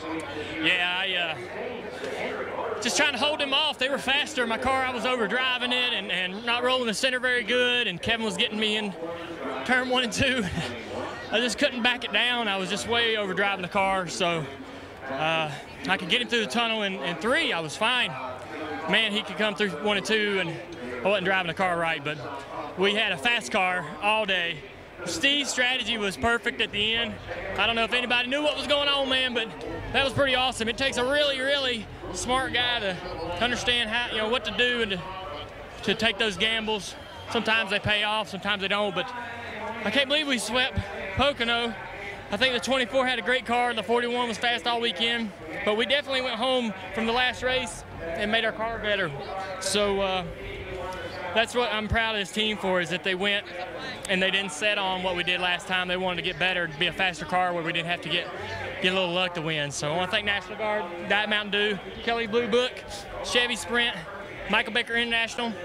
These guys came on board. They support the foundation, the National Guard Youth Foundation, saving a lot of kids, getting them straightened out, a lot of dropouts, turning their lives around in a great way through the Youth Foundation. So I want to thank them and Michael Baker for coming on board and supporting the foundation. Junior, you and Steve Letarte have something very, very special. Now, we can see from the calls you talked about what it means to the team as you end up in victory lane, but what does he mean to you? Well, he's just, we get along really, really good, and I just, I'm just feel real lucky to be able to have the opportunity to work with him and this whole crew. The whole crew's got, as good as Steve is, and as awesome as the guy he is, the whole crew's that deep, and everybody's got awesome personality. Everybody's got a great attitude. Just real lucky. I can't believe I fell into this group, man. I'm just the lucky guy that gets to drive for them. They'd be winning races regardless who was driving the car. I'm just lucky to be a part of it. And I want to thank Junior Nation for supporting us, everybody watching. I know they had a great time watching that. All the fans here today seem to enjoy it. Great racing, had a lot of fun. Dale Earnhardt Jr. sweeps both at Pocono, and that was Mr. Hendrick on the phone there that called, and he was talking to inside the car. From the win to Michigan, watch in the middle of the screen, see Dale Jr. pull into his pit stall. Now keep an eye on that 88 and watch him leave his pit stall with a 2-tire change. Kyle Larson coming up behind him and Jr. and Larson hit, and it spins Jr. down into another pit box. He has severe damage to the 88. The toe is knocked off, and that damage, you're thinking, oh my gosh, he's done for the day here at Michigan, a track where maybe he could have had success. Right here, you can see from the onboard, Larson leaving and just does not give Jr. enough for him to leave. And then on the ensuing crash, on the ensuing restart, they have a crash. Dale Jr. is at the back because of the damage. He somehow missed the crash barely. Great job there getting low and getting by. So then restart with 18 laps to go. Dale Jr. has fought his way through the field all race long. He's now 6th on the restart, trying to go for 5th on Hamlin. Some others. So this with 18 to go. Jeff Gordon gets a run for the race lead ahead, and Logano was leading at the time. Falls back to second base. Going to try and fight back now in that 24 car because the 22 had been the best car all race long. So as they come down the backstretch, Jr. going to get a push by Hamlin. So Jr. now inside the top 5 in a race where it looked like he was going to finish inside the 20s. That damage, severe damage on that 88. The toe was knocked off. A lot of things happening inside that car. Somehow, though, they made it work for them to end up inside the top 5 late in the race at track where it's very hard to pass. But here you can see Logano trying to run down Jeff Gordon in the draft. Logano's had one of the better cars of the day, if not the best car. He drives to the inside in turn 1, looking to make it stick. He gets a great run off of turn number 2. He gets beside Jeff Gordon. Meanwhile, Harvick and Paul Menard are coming forward, and Dale Jr. there in 5th, waiting. If these front 4 decide to crash or something, I'll be right here. I'll take advantage of it. So as they go into turn 3, Logano now, as Gordon gets clear, Logano's on the inside. Harvick's going to get right down on his quarter panel. Get Logano loose. What does that do? Well, Harvick gets clear. Menard and Jr. are going to have huge runs. Menard goes to the inside. Look at this move that Dale Jr. pulls. Bottom. Oh, no, I'm going to go to the top. A great move by Dale Jr. It's not going to work for him. He's actually going to fall back and end up finishing in the 5th position. He could not clear the pass on Logano's. Logano kind of got to his quarter panel and got Jr. loose. But then after the race, something that was never really talked about was that Denny Hamlin approached Dale Jr. pretty upset about what happened in the middle of the race. Apparently in the middle of the race, Dale Jr. had pushed Hamlin at the racetrack and side drafted him to try and get by him. Hamlin was mad about it because, from what he said, Toyota was down on power, so the fact that he's running with us showed that, you know, we're doing a great job with what we are given. Hamlin was frustrated at the situation. You know, he's also frustrated at this situation. Battling for the lead, Harvick gets into Hamlin, sends him into the inside wall, and back at the racetrack he comes and collects none other than Dale Earnhardt Jr. The issue is Dale Jr. wasn't just collected, he was destroyed in that crash. The whole driver's side door was ripped off the car from the crash because of how Hamlin came up and hit Jr. Right here you can see there's the whole driver's side door gone on the 88, running inside the top 10. They had been basically a 10th place car at that time. He had he kind of taken 2 tires. He took 2 tires to get him up towards the top 5, try and get in some track position. He'd been fading off a little bit there, but obviously this was not expected to happen in front of him. He had nowhere to go as well. But as you can see right there, they're trying to get that door back into place because obviously they need the door and the foam to go back out there. Now they're going to cut it off. Right here you can see on the replay, Harvick misjudges it, gets up into Hamlin, and spins the 11 out. Hamlin coming back up the racetrack after hitting the inside wall. Right here, back up, and Jr. is there, nowhere for him to go, and just rips the door off. It was just the perfect hit that Hamlin had into the door of the 88 to have that happen. Here from the onboard, I mean, the car's coming up the racetrack, so really he just has to stay high and hope for the best. Obviously, the best did not happen, as pretty hard contact there. The foam ripped out, the door ripped off. Here you can see from another angle. This angle really shows the door being ripped off right here. Just perfect, peels it back. All the foam comes flying out, so the crew has to repair that. They actually do a great job. This is a practice for the chase if something were to happen. So right there, Hamlin throwing the thing at Harvick, but this was great practice for if something like this were to happen in the chase. The crew takes this as mid-race practice. Since this has happened before the chase, we can now use this to try and, you know, if this happens during the chase, we can have this happen. So they're going to get the car repaired, actually, and they get back out on the racetrack. You'll see how it looks in a little bit. Right there, you can see Steve Letarte looking over the damage of the crew, trying to get to work, and Dale Jr. obviously frustrated with the situation. And Dale Jr., get me out of this car. It's hot in here. Yeah, it's no fun to and I'm not happy. Yeah, that's right. Yeah, you're frustrated, aggravated. See right there how angry he looks walking back to his hauler. The team does get the car repaired. You'll see right here in the clip what it looks like. In a demolition derby on a holiday weekend Sunday night at your local racetrack or something. I was going to say, that side looked pretty good. This one, not so much. Yeah. Orange tape paint on the stuck on the side of the door to resemble the mandated number by NASCAR. Those Mountain Dew cans are kind of thin. They don't really straightening up pretty good. Junior comes back in and parks the car, doesn't want to be out there with a damaged car.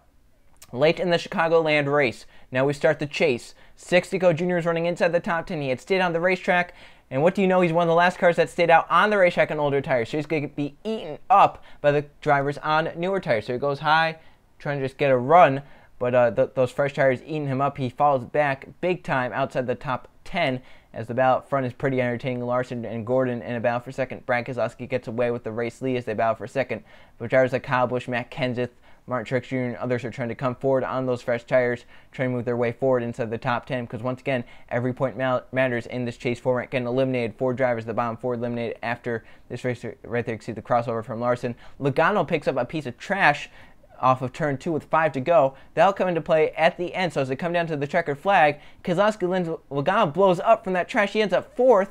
And where does Dale Jr. end up after being a top 10 car in this race, but staying out on those older tires hurt him big time. You can see cars got by him. Kenseth and Kyle Busch. Jr. ends up 11th. Dale Jr. on pit road under the green flag from 7th place. Make sure they're good.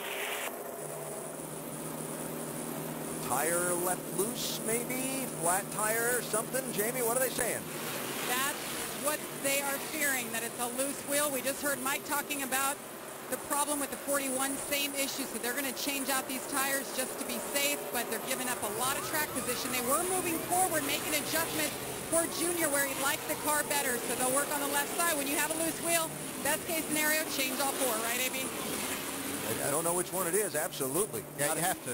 Yeah, you got to do that. Incredible here in a race and a half into this chase, the amount of mistakes we've seen from the 16 drivers and teams in the chase. And that's what makes it real loose. Great decision. We'll be fine. Just settle in. The 16 is the lucky dog, wherever he's at, TJ. There you go.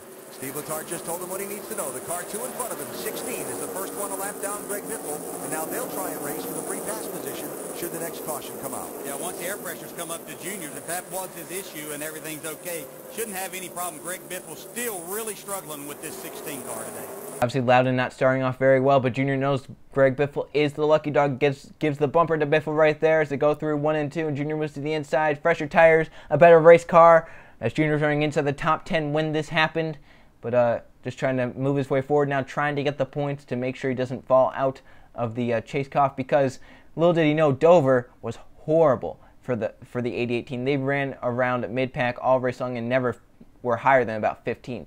And then the yellow that comes out that helps Junior get the lucky dog. Kyle Busch and a few other chasers tangle on the backstretch.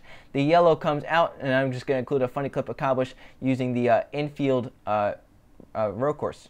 If we can't get it fixed here, we're in trouble.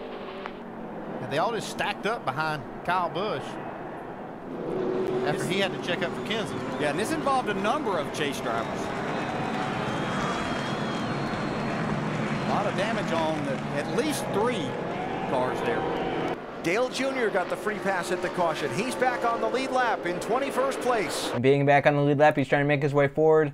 And Stenhouse maybe just gets into his way, maybe a little frustrated, and just gets in the back of Stenhouse and spins him around, brings down another caution flag.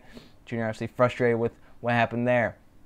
So then, late in the race, a late race restart, Harvick spins the tires big time. Junior is in that lane. He's wondering where to go, looks to the middle, then he decides he'll follow Jimmy Johnson through on the bottom lane. This with 4 laps to go. This is the late race restart here at Loudon, as Junior's trying to get a run as they come off turn number 2. He's by the 55 of Vickers, so he slots up in line there. He's currently scored around 7th, as he's trying to battle with McMurray and Johnson. As they go through 3 and 4, right there you can see he gets a great run to the outside of Jimmy Johnson. McMurray coming through on the top side as well, so he's trying to get to 6th right here. The yellow comes out right there for Tony Stewart's Bayne. The yellow comes out. Junior was not ahead of Johnson at the last scoring lap, so he'll restart 7th and not on the outside and 6th. Probably would have preferred to be on the outside and 6th, because right here in this restart, Harvick once again spins the tires big time. Junior gets a push. He decides, okay, I'll go to the middle lane this time. But this time it doesn't work out as well for him, as he falls back behind Kyle Busch in the 18, who was all damaged up, but still fighting back on the top side with some fresher tires and still a fast race car. So Junior falls back behind Kyle right there, as he falls back to the 9th position. As Kyle Busch flying forward, Junior falls back to 9th here. So as they come off of 4, they make it to the white flag. Last lap here at Loudon. Junior's trying to hold out for a nice top 10 finish and trying to get him in a good position to make the next round of the chase. Obviously, he does make the next round, because the next round is the heartbreaker, round 2. So as they go through 1 and 2, Junior's trying to fight for every position now. They come down the backstretch. The leaders are pretty much gone. And Logano's gone. Harvick going to try and get to the back bumper of Larson here to get to second, get that extra point. As they go through 3 and 4, Larson drives to the back of Larson. Can't do anything with them. As they come off of 4, so right there, Logano wins here at Loudon. Look at the mad scramble from about 10th on back behind Dale Jr. as he crossed the line in 9th. The mad scramble back here. So we head to the first race of round number 2, Kansas.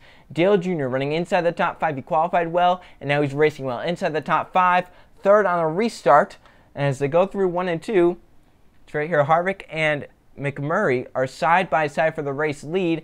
Junior gets a great run as they come off turn number 2. His cars are sideways down the backstretch. Junior makes a 3-wide move down the back. There are the cars going sideways. Biffle, sideways, car stakes to the apron. Dale Jr. makes that 3-wide pass to get to the race lead here at Kansas. So Dale Jr. now out front here in the chase race at Kansas. He's going to try now lead every lap that he can, get the most laps led for a bonus point, and then just try and win the race to advance to round at number 3 of the chase. This is probably his best chance to do it in the round. Obviously, you have Charlotte next, where he's never really been great at, and they have Talladega, which obviously, if you have the luck, you can maybe make it happen. But as it comes down the backstretch seat right here, as they show the replay on Biffle Spin, see right there, Junior just make this 3-wide move right there as it goes down to the bottom. You can see it slightly there as he moves down to the inside. Later in the race, about 30 laps later, Dale Jr. is still out front leading by a pretty good margin over Joe Logano and the others. So right there, a few laps later, see him going by the lap car there as Junior crosses the stripe. And where's second place and third place? There's Logano right there. There's Harvick and McMurray and some of the others. So Junior pretty good ways ahead, almost halfway through the race. They have pit stops coming up in a little bit to put on some more tires and put on a new set and get out going again. He never gets that shot though. Leading the race, lap 122, coming to halfway, and blows a tire into the turn 4 wall. Pains me to watch that. Down low, slow, the yellow comes out, and the 88 car is damaged, and you have a driver who has gotten the breath knocked out of him from that hit. Lose the tire, bud. I walked on you. Lose the tire, bud. And we're taking to the garage. That hit hard. No reason to stop here. Hard hit. Wow. You can drive it. Take it to the garage. If not, we'll get a tow. Yeah, I can get it to the garage. I think it kind of knocked the wind out of him there for a minute. It'll do that. You can't have much worse luck than to be leading the race and have this happen. Up, see it go right there. You can just see the cowl flap, the hood flap from the explosion of the tire. You're right, Alan. This round was just a bag of bad luck for Dale Jr. and the 88 team, leading here at Kansas with probably the best car of the race, running away with it and blows the tire. Junior obviously happy with the car though. You okay? Yeah, I'm happy about that. Hit the wall pretty good. You see down the pit road, he takes the car with the left-hand turn to the garage. They're going to try and get out there and get it repaired and get every point they can. Obviously disappointed with the best car. And welcome back to Kansas Speedway. Back in the garage, busy times for Hendrick Motorsports. Dale Earnhardt Jr. led 45 laps. You were leading and straight into the wall. What happened? Going into turn 3, the surface of the tire unwound all the way across the surface. And I don't know, just the whole surface of the tire unwound like a string and just came off the car, and it popped off the corner. I felt it coming apart through the corner, and the surface of the tire is gone. The whole cap came off. Must have been a recap. But I got to hand it to the guys, man. That was a great race car. We hadn't been running very good the last several weeks, and man, we came in here with a great attitude and a great fast car. This is a car we won Pocono with both times. It's a good car. Hopefully we didn't hurt it too bad, and we'll just try to go to the next one. This is going to hurt us in the points, obviously, but we got a lot of racing left, a lot of races to win. We're running good. All right, he's still optimistic. They were happy about the way they ran, and now they have 2 more races to try to get it done and move on. When the first clip of Charlotte is a driver in your passenger side window, you know it's not good. Junior, under the caution, running inside the top 10, pretty decent day for him, breaks the shifter. The shifter comes off, and now they're trying to repair that. You can see they have Adam Jordan, the interior mechanic for the 88 team, and they're trying to figure out what's happening. As they're just going to try and get that repaired for Junior, because obviously you can't be going like that. Coming down pit road, you're going to need that shifter. On restart, you're going to need that shifter. Steve Letarte trying to watch over and see what's happening. Obviously, more bad luck for the 88 team in this round 2 chase, blowing a tire while leading with the best car of the race, and then breaking a shifter, a car that could contend for a top 10 if all went right. So right there, you can see they're trying to pull him out as they leave now. See, he's having trouble leaving because he has no shifter, but trying to just stay in the lead lap as best they can, trying to hope that they can get that repaired in multiple pit stops as he leaves the pits. But obviously, issues for the 88 team here at Charlotte. It's going to hurt them in the chase once again. Probably going to need to go into Talladega in a must-win situation to advance into the next round of the chase, which is absolutely heartbreaking for that team, knowing that they're probably going to need to win at Talladega, which is a very hard thing to do, but if you have Dale Jr. behind the wheel, anything is possible. But as he's going to get caught up to the field and come down pit road. So here is the radio. Off the shifter. The shifter fell off. We're going to put a shifter on it. So you have the handle or don't have the handle? Got the handle. Dale Earnhardt Jr. has come in early with a problem on the 88 car. Just be real careful in here. Jason, when you get the side window out, get in there and see what we find. Obviously something they're not going to be able to continue to race with any comfort or confidence. So we rack to make something of this. We got it in us, man. We just go dig deep, focus, get a little luck, we'll be fine. Dale Earnhardt Jr. had to drop from 9th place all the way back to 23rd, last car on the lead lap for the restart. And they said they still don't have the shifter lever fixed in that 88, and they're working hard now to try and overcome another problem on a night when they have to run well. Restart 3rd. I mean, we're just don't worry about that, TJ. Yeah, we need to fix this. Think about that. I'll handle the racetrack here. Yeah, man, you handle the track. We'll get you dialed in here.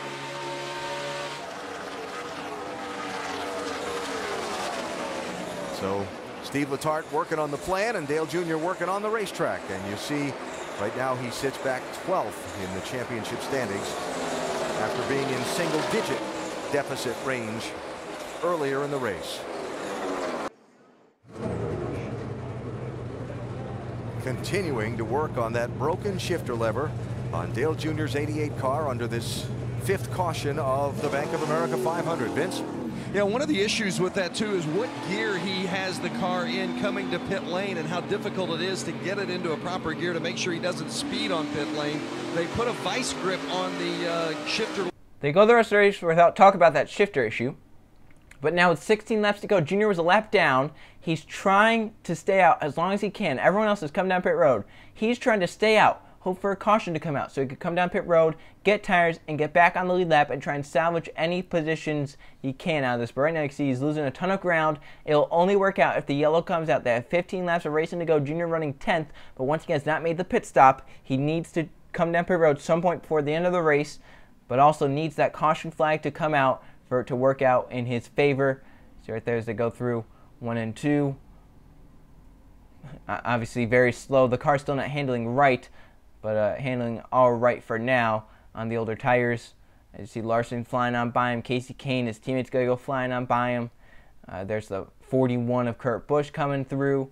But Kahne right there onto the back of Jr. now. 14 to go. Jr. needs some sort of yellow to come out. And he's trying to get a caution any way he can. He's reporting debris everywhere on the racetrack. There's debris on the back straightaway down toward the car 3. That wasn't surprising. No. Well, that debris that NASCAR was going to throw for to rig it for Jr. obviously not the case as he comes down pit road. And about 4 laps after he comes down pit road, the yellow comes out for a incident in turn 2. So that's once again bad luck. He ends up around 20th. At Talladega, he and Jimmie Johnson, teammates, need to win. Jr. has not led at all until this point, where he gets a huge push from Truex to get by Jimmie Johnson, and Truex follows him through to get to 2nd, and the crowd goes wild knowing Dale Jr. needs this win. They are going insane as he comes off turn number 4. Look at the fans on the left, because the car on the right has taken the lead for the first time all day at Talladega. Dale Earnhardt Jr. with a push from his old friend Martin Truex Jr. out in front.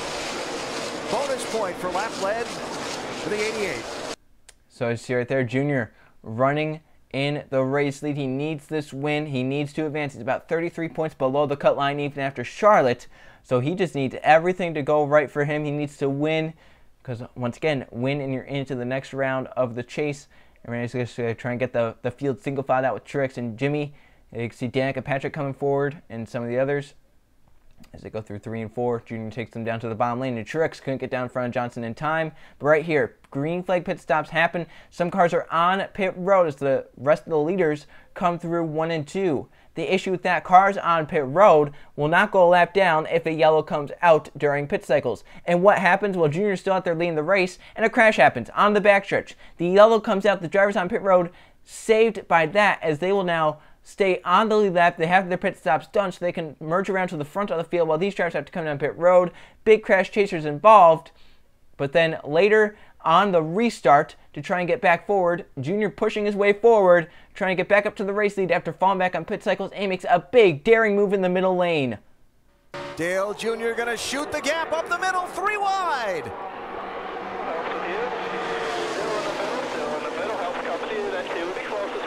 You're pretty tight there in your mirror. He would have won at lap 188, but we're not there yet. That was a heck of a move. So he makes that big move, trying to get back to the race lead. Harvick in the 4 car down low, side by side with him. Keselowski now going to try and push Dale Jr. clear because Keselowski, much like Jr. and Johnson, need a win to get into the next round of the chase. It's Jr., Johnson, and Keselowski that needs wins. The other ones, they're just trying to point their way in any way they can. Once again, one of those 3 wins, and it affects everything that happens in this chase. But as they come down the front stretch, once again, still side by side between Harvick and Jr. No one getting really any push to get clear as they just stay side by side down the front stretch they come. Once again, I think Harvick may have led at the stripe. If not, it was Dale Jr. pretty closely. But it might not work out for Dale Jr. here at Talladega, as later in the race, the car kind of falls off. And little do we know, this car is Amelia. Remember that car that won so much in 2015, finished top 5 in all those races, in those restrictor plate races in 2015, named Amelia?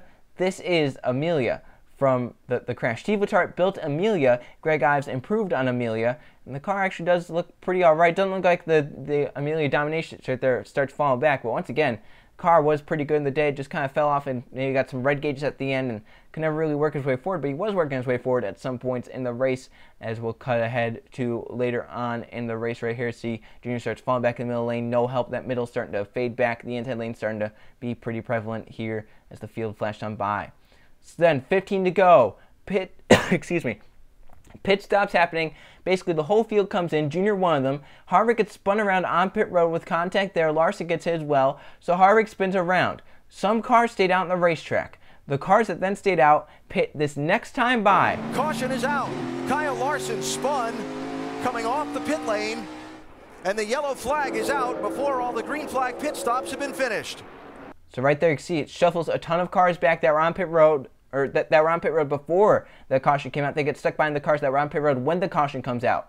Junior being one of them. But they are in a 3 and 4 wide mess as they go through 1 and 2. You can see Junior on the inside behind teammate Kasey Kahne. He has no one behind him. He's going to need some sort of push behind him to stay up there, though, with. But you can see right there, they're going 4 wide everywhere, 4 wide behind Junior. As Junior starts fading back a little bit there, he needs some help behind. Here comes Greg Biffle. So right there, Newman, and then here comes Johnson, who needs that win. Keselowski, the other driver that needs the win, coming. And then the other driver that needs to win, Dale Jr., a little bit further back. But on the inside, he's trying to make up ground any way he can. He's trying to get up there and fight forward. But right there, they're making 3 wide moves. They're making 4 wide moves. Some of the best Gen 6 racing we've seen at Daytona and Talladega happens in this race with under 10 to go as the chase is on the line for many drivers. Junior looks forward wide on Kahne. Kahne blocks it off. Kahne looks to make it 4 wide. Now Bowyer makes it 4 wide. Contact in the middle of the field. Kahne goes down there. Junior going to follow Kahne through. Now they're 4 wide through 1 and 2. They are going insane here at Talladega, going 3 and 4 wide in the pack, trying to get forward any way they can. Keselowski shuffles Johnson out. To the middle lane goes Keselowski. Now he's trying to get a run onto Newman. He stays in line for now. Junior looking low, trying to get any run he can. He's looking 4 wide. Kahne blocks that off. They're still 4 wide. Harvick gets shuffled back. Newman out front. Keselowski, one of them that needs to win. Johnson, one of them that needs to win. Landon Castle just wants a win. Bowyer just wants a win. And then here comes Kahne and Dale Jr., the 2 teammates. They're also trying to advance in. So as they come down the front stretch, Keselowski looks low. Newman blocks it off. Jr. coming forward as he's getting a push from Biffle. He's also behind Kahne, and they are coming to the front. He breaks inside the top 10 at this point. And that's with 5 laps to go. Newman leads. Junior's inside the top 10. But can he hold it there is the question. He needs to get up further, though, as well. He needs to get up to that race lead right there. You can see Bowyer making a daring move. Johnson gets shuffled in the middle lane, getting a little loose there as they come down the backstretch. Here comes Trevor Bayne pushing Johnson. Logano makes a 4-wide move. He gets clear now. Johnson trying to come up and block Logano. Logano gets down to try and help Keselowski out. The pack spreading out. Kahne goes 4-wide. Junior following him through. They're making ground up. And then NASCAR in their Classic 2014 state. Caution flag out. Caution for debris.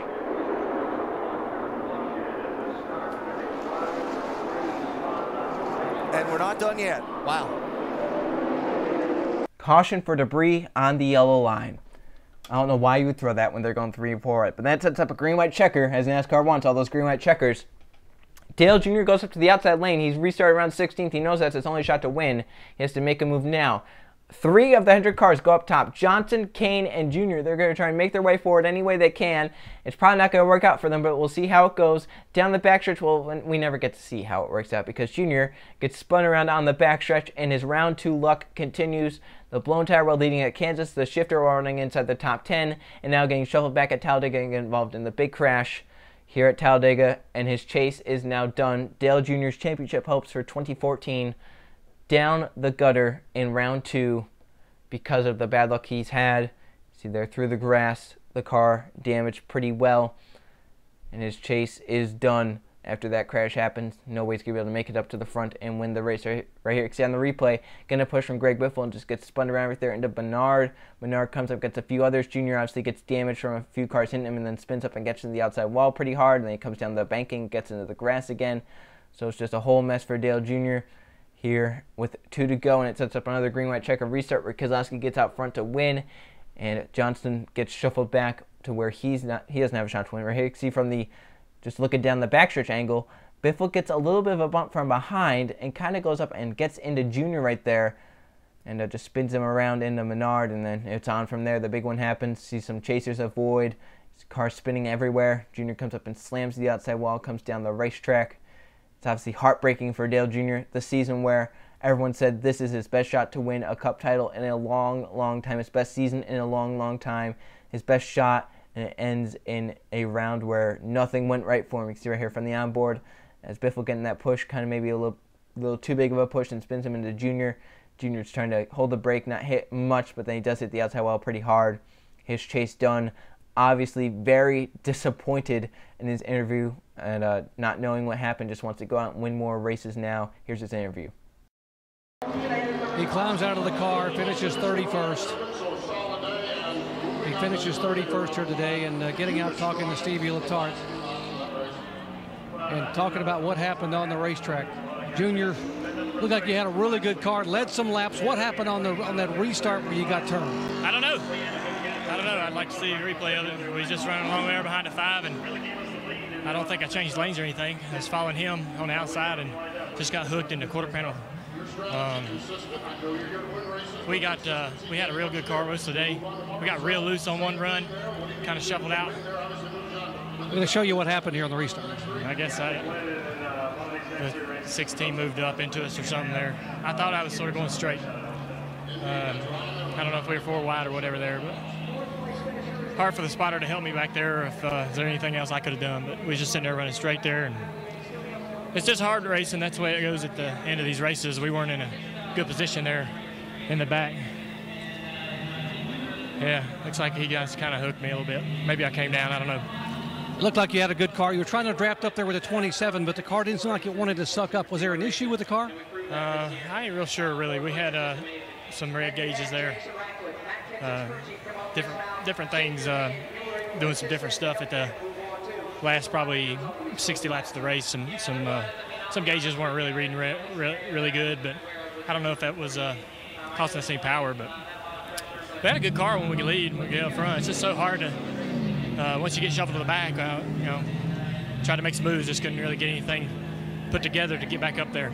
You began the year with the Daytona 500 win, had a great year. You were talking about what a good year you guys were having, but you don't move on in the chase after today. Your thoughts?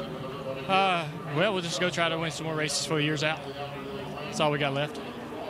All right, Dale Earnhardt Jr., you can see that the emotion, the disappointment, and obviously a little bit confused as to what might have happened with the car. Vince. Now we head to Martinsville. Junior fans versus Gordon fans at its best. Here's a restart where Junior's on the outside in second. Gordon's on the inside in third. This was 67 laps to go. Junior trying to get down the hole. Gordon doesn't let him, so Junior just kind of comes back up. He says, okay, I'll try and work the outside out to make it work.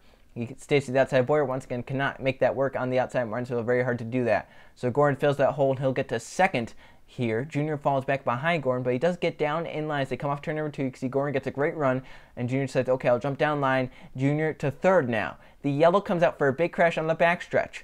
Now on the ensuing restart, it's the opposite. Gordon's on the outside, Junior's on the inside. What happens here? Well, as you can see, down the front stretch, green flag taken. Gordon and Bowyer side by side. Junior drives off into turn 1, trying to get beside Gordon. As they come off turn number 2, down the backstretch, Gordon outside, Junior inside, and Junior fills that hole. Like the racer you're supposed to be, go for the win, fill that hole. Gordon fans, mad that Junior did not let Gordon down the line. Junior fans saying, hey, you know, we just got eliminated. We want wins. We want our driver to do anything to win. Big case of Junior fans versus Gordon fans right there. Some Gordon fans thinking Junior should have pulled over and let Gordon win and all that. But Junior obviously gets away to get to second. And as Gordon falls back behind Hamlin and then Logano, he slots in line ahead of Tony Stewart. Gordon falls back to 5th at that point. A little bit later in the race, Junior bumping Bowyer. He wants to get by. Junior has a faster car at this point than Bowyer does. As he looks low down the front stretch to see how great that car is. He can get into the corner deeper, and that car just rotates so well in the middle of the corner. A drag race off turn number 2. Down the backstretch side by side, and Junior makes a perfect Martinsville pass into turn 3. Dale Jr. clears Clint Bowyer to get to the race lead, but Jeff Gordon does march his way by Logano to get up to 3rd, and then moves by Bowyer to get to 2nd. So with about 15 laps to go, Dale Jr. leads Jeff Gordon by about a 2nd, but Gordon is coming hot and fast, and he's going to try and run down Dale Jr. to advance to advance to the final round of the chase. We won't get to see how it would have went if it went green, though. So here with 15 to go, there's Dale Jr. leading still as they come down the backstretch, Gordon a little bit behind him. But we do not get to see how it goes if it went green because Larson and Marcos Ambrose wreck, and it changes everything again. And the yellow flag that Dale Jr. did not want to see has just happened.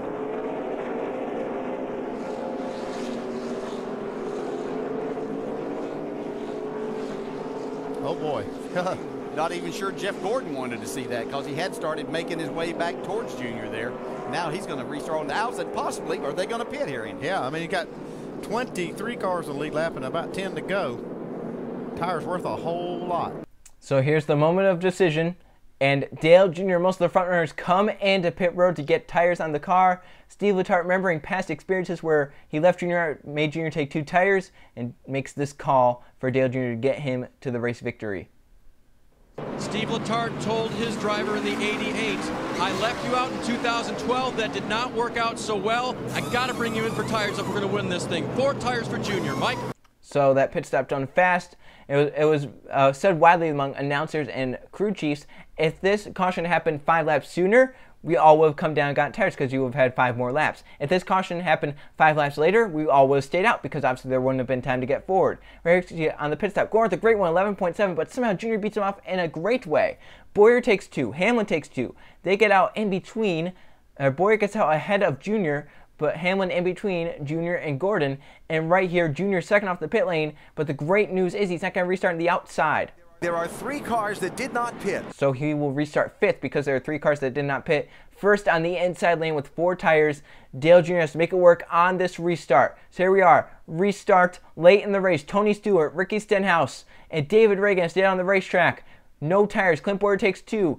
Junior trying to shove his way forward. Bowyer tries to force a hole. 5 to go.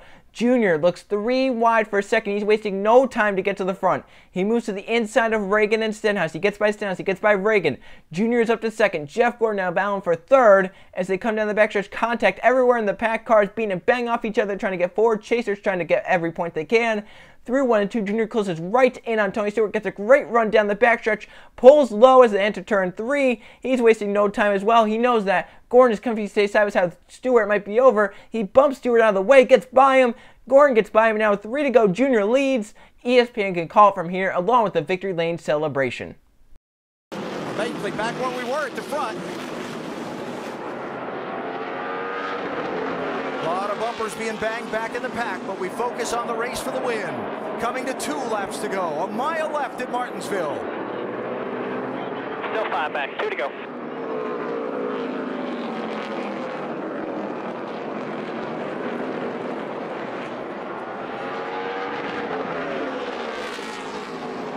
I'm seeing Jeff Gordon sailing off into turn 3, trying to get there. 1 lap to go. We're in the last lap of the race. Back, white flag. Next flag ends it, checkered or yellow. Can Gordon run Jr. down to turn 3, or can Dale Jr. hold him off? 5 back, still 5 back, no pressure.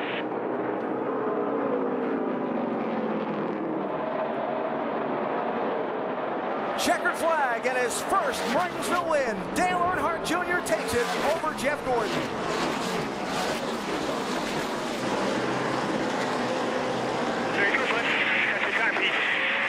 Great job, buddy.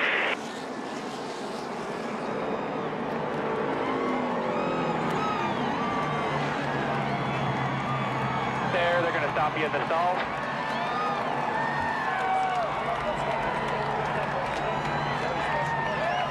A gutsy call by Menard. That's awesome, buddy. That's awesome. Way to go. Dale Earnhardt Jr. just executed it perfectly.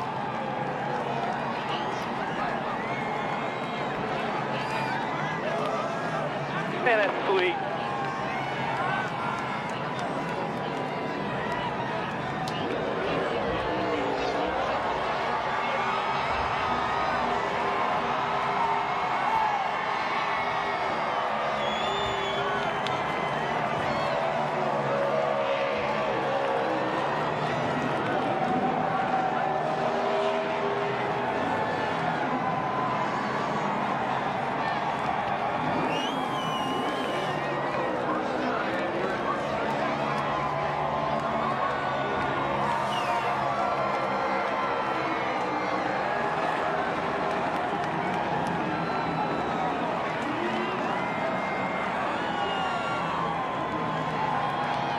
What a drive. What a celebration. Our Goodyear Superior performer, Dale Earnhardt Jr. today in Martinsville, had his championship hopes quashed last week at Talladega. Comes right back as he and Steve Letarte are down to their final 4 races together, and a grandfather clock trophy that he so covets as a student of the history of this sport is going home with him today. You know, it's not going to be that championship year that he was hoping for, but what a year. A Daytona 500, winning at 2 tracks, Pocono and now Martinsville, that he had never won at. That's a lot of success for Dale Jr.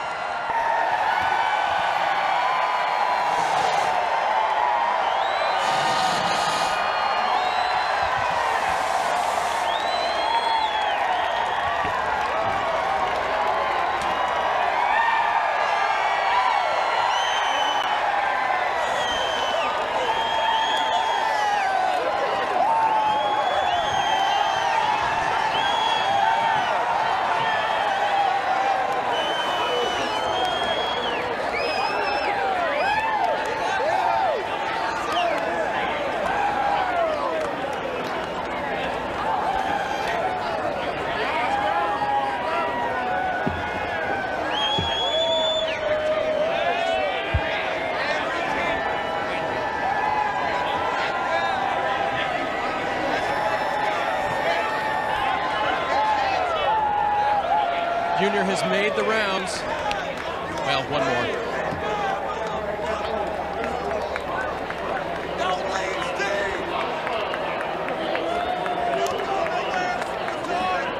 Dale, a lot of reasons to want to win today.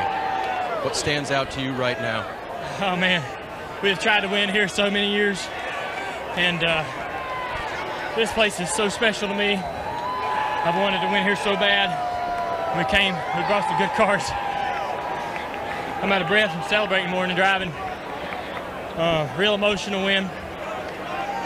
This team on pit road was great. And Steve and the guys just did a good job all day. They gave me a great shot at it there with the call at the end and take tires. I can't believe we won here. It means so much to all of us. You know, it's just really emotional. 11 top fives before this. Junior, back in 2004, you were not a member of Hendrick Motorsports, and you lost some friends that day, not as a member of the team. What was your, looking back to that day, and then your understanding as you became a Hendrick driver, what it would mean to win here? Just wanted to support Hendrick Motorsports during that time. I got the whole, everybody in the garage at that time was wearing Hendrick hats. The whole sport came together. I lost my daddy a long time ago, and I know how hard that is. I can't imagine losing the magnitude of people that Rick lost. My heart goes out to him during this weekend, and I love that his cars are good here, can give him a victory. And so this honors them. Just real proud to be able to win at Martinsville in a Hendrick car. They always win here. After last week, Junior, having to say goodbye to a championship run this year after such a great season, what does it mean to say hello to victory lane? I could care less about all the points by now. We love winning races. Winning races is the best thing. I want to thank National Guard, Diet Mountain Dew, Kelly Blue Book, Chevy and Sprint, obviously Nationwide coming on next year, all my sponsors. Ain't worried about the points no more, trying to get trophies. I wanted that grandfather clock ever since I was a little boy, and I got it today. My team, we all came together and made it happen. I couldn't be prouder. We're going to drink a lot of beer tonight. That's what's going to happen. Set the clock to celebration. Dale Earnhardt Jr. wins at Martinsville.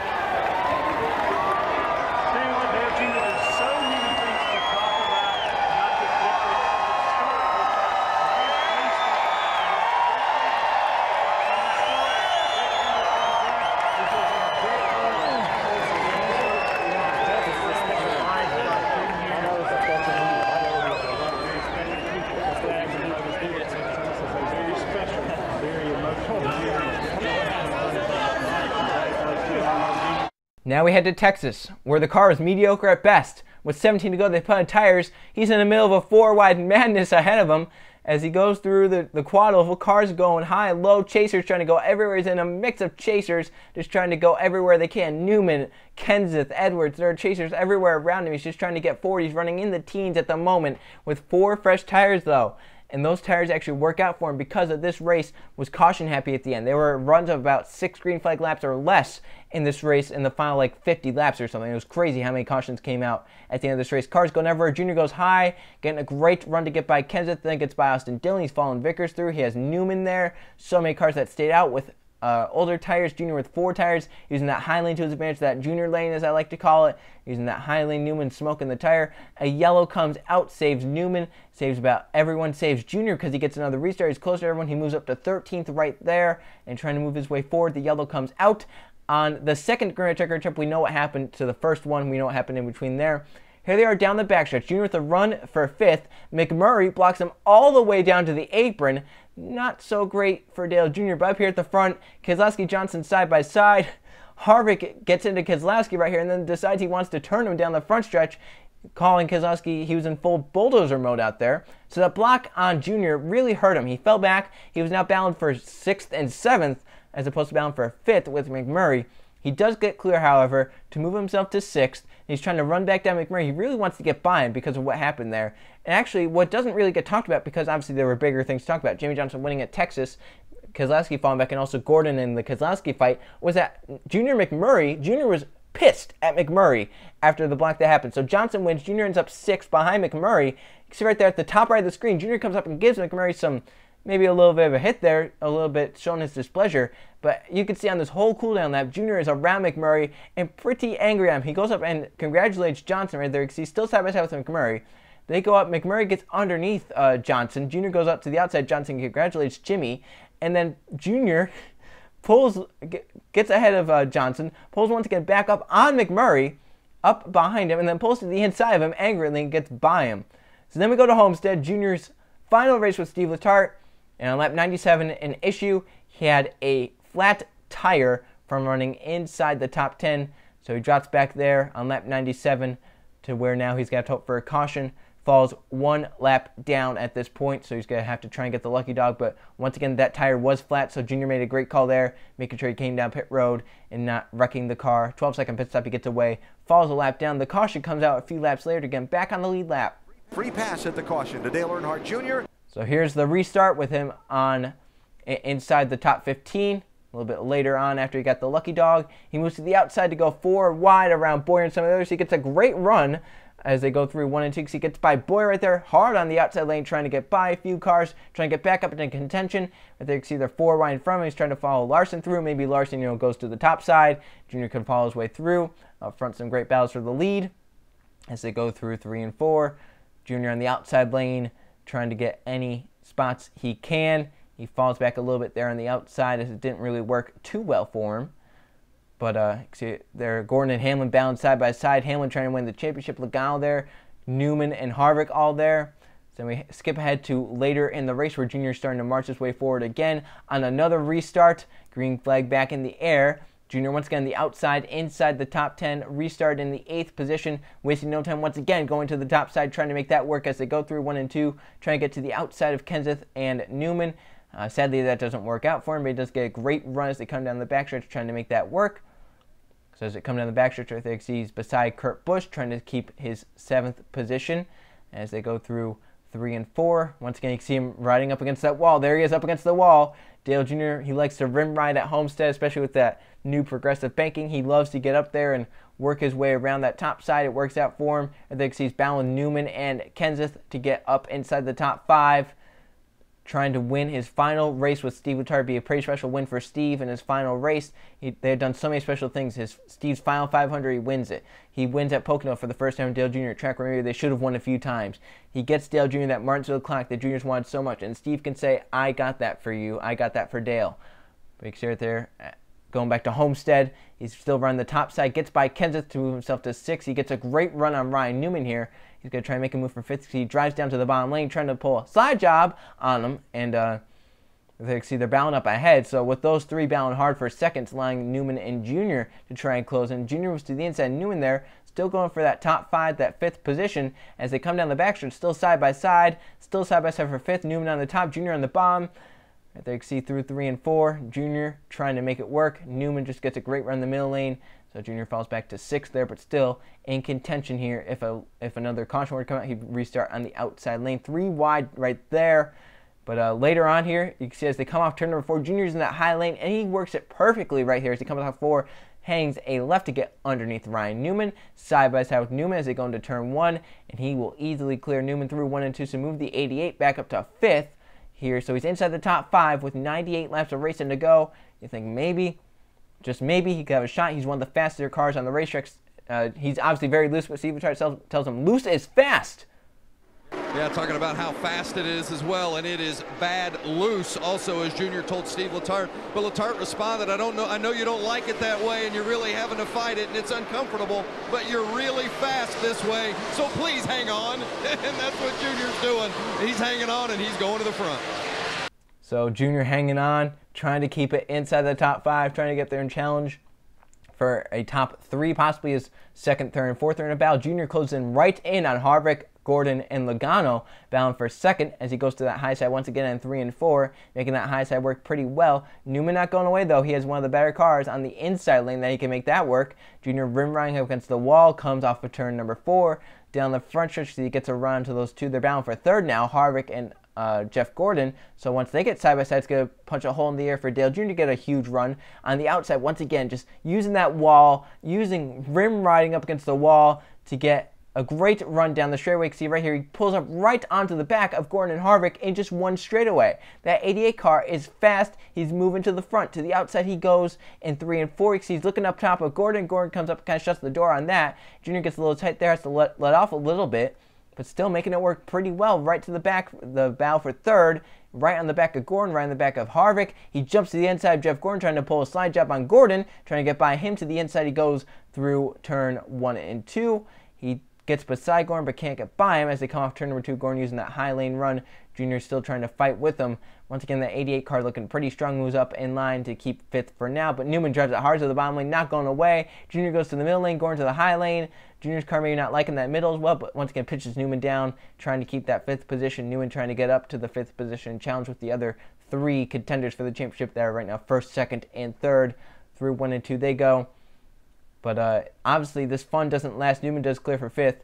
Later in the race, a late race pit stop, and it's the worst pit stop of the night for the 88 crew. They fall back outside the top 10. They're running about 7th at the time. They fall back, and I think they restart around 11th, and it falls them back to 14th. So Junior from about 7th to 11th, and then he falls back and finishes 14th. Disappointing in Steve Letart's final race as Dale Jr.'s crew chief. And obviously, Steve Letart did a great job with his final season. Here's a picture they took before the race of Steve's crew with Steve and Jr., his final race as a crew chief. Steve Letart was magical with Dale Jr. They performed so well. They got wins. They had great points finishes. In 2011, rejuvenated Dale Jr.'s career. He ended up 7th in points that season. 2012, he got a win. One of Junior's best seasons. It doesn't really seem like one of Junior's best seasons because it's not really ranked as high. He only got a win, but he still was the points there for most of that, for leading up to the chase, and those two races they missed due to the concussion dropped him to 12th in points. 2013, they didn't win the race, but their chase ignited on fire. If not for maybe a blown engine at Chicago, maybe a better handling car at Charlotte, they could have been in the top 3 in points. He finished 5th in points. And then 2014, wins 4 races, championship favorite, but the chase system drops him out of championship contention. So Steve Letart did a great job rejuvenating Dale Jr.'s career. We'll see you with number 1.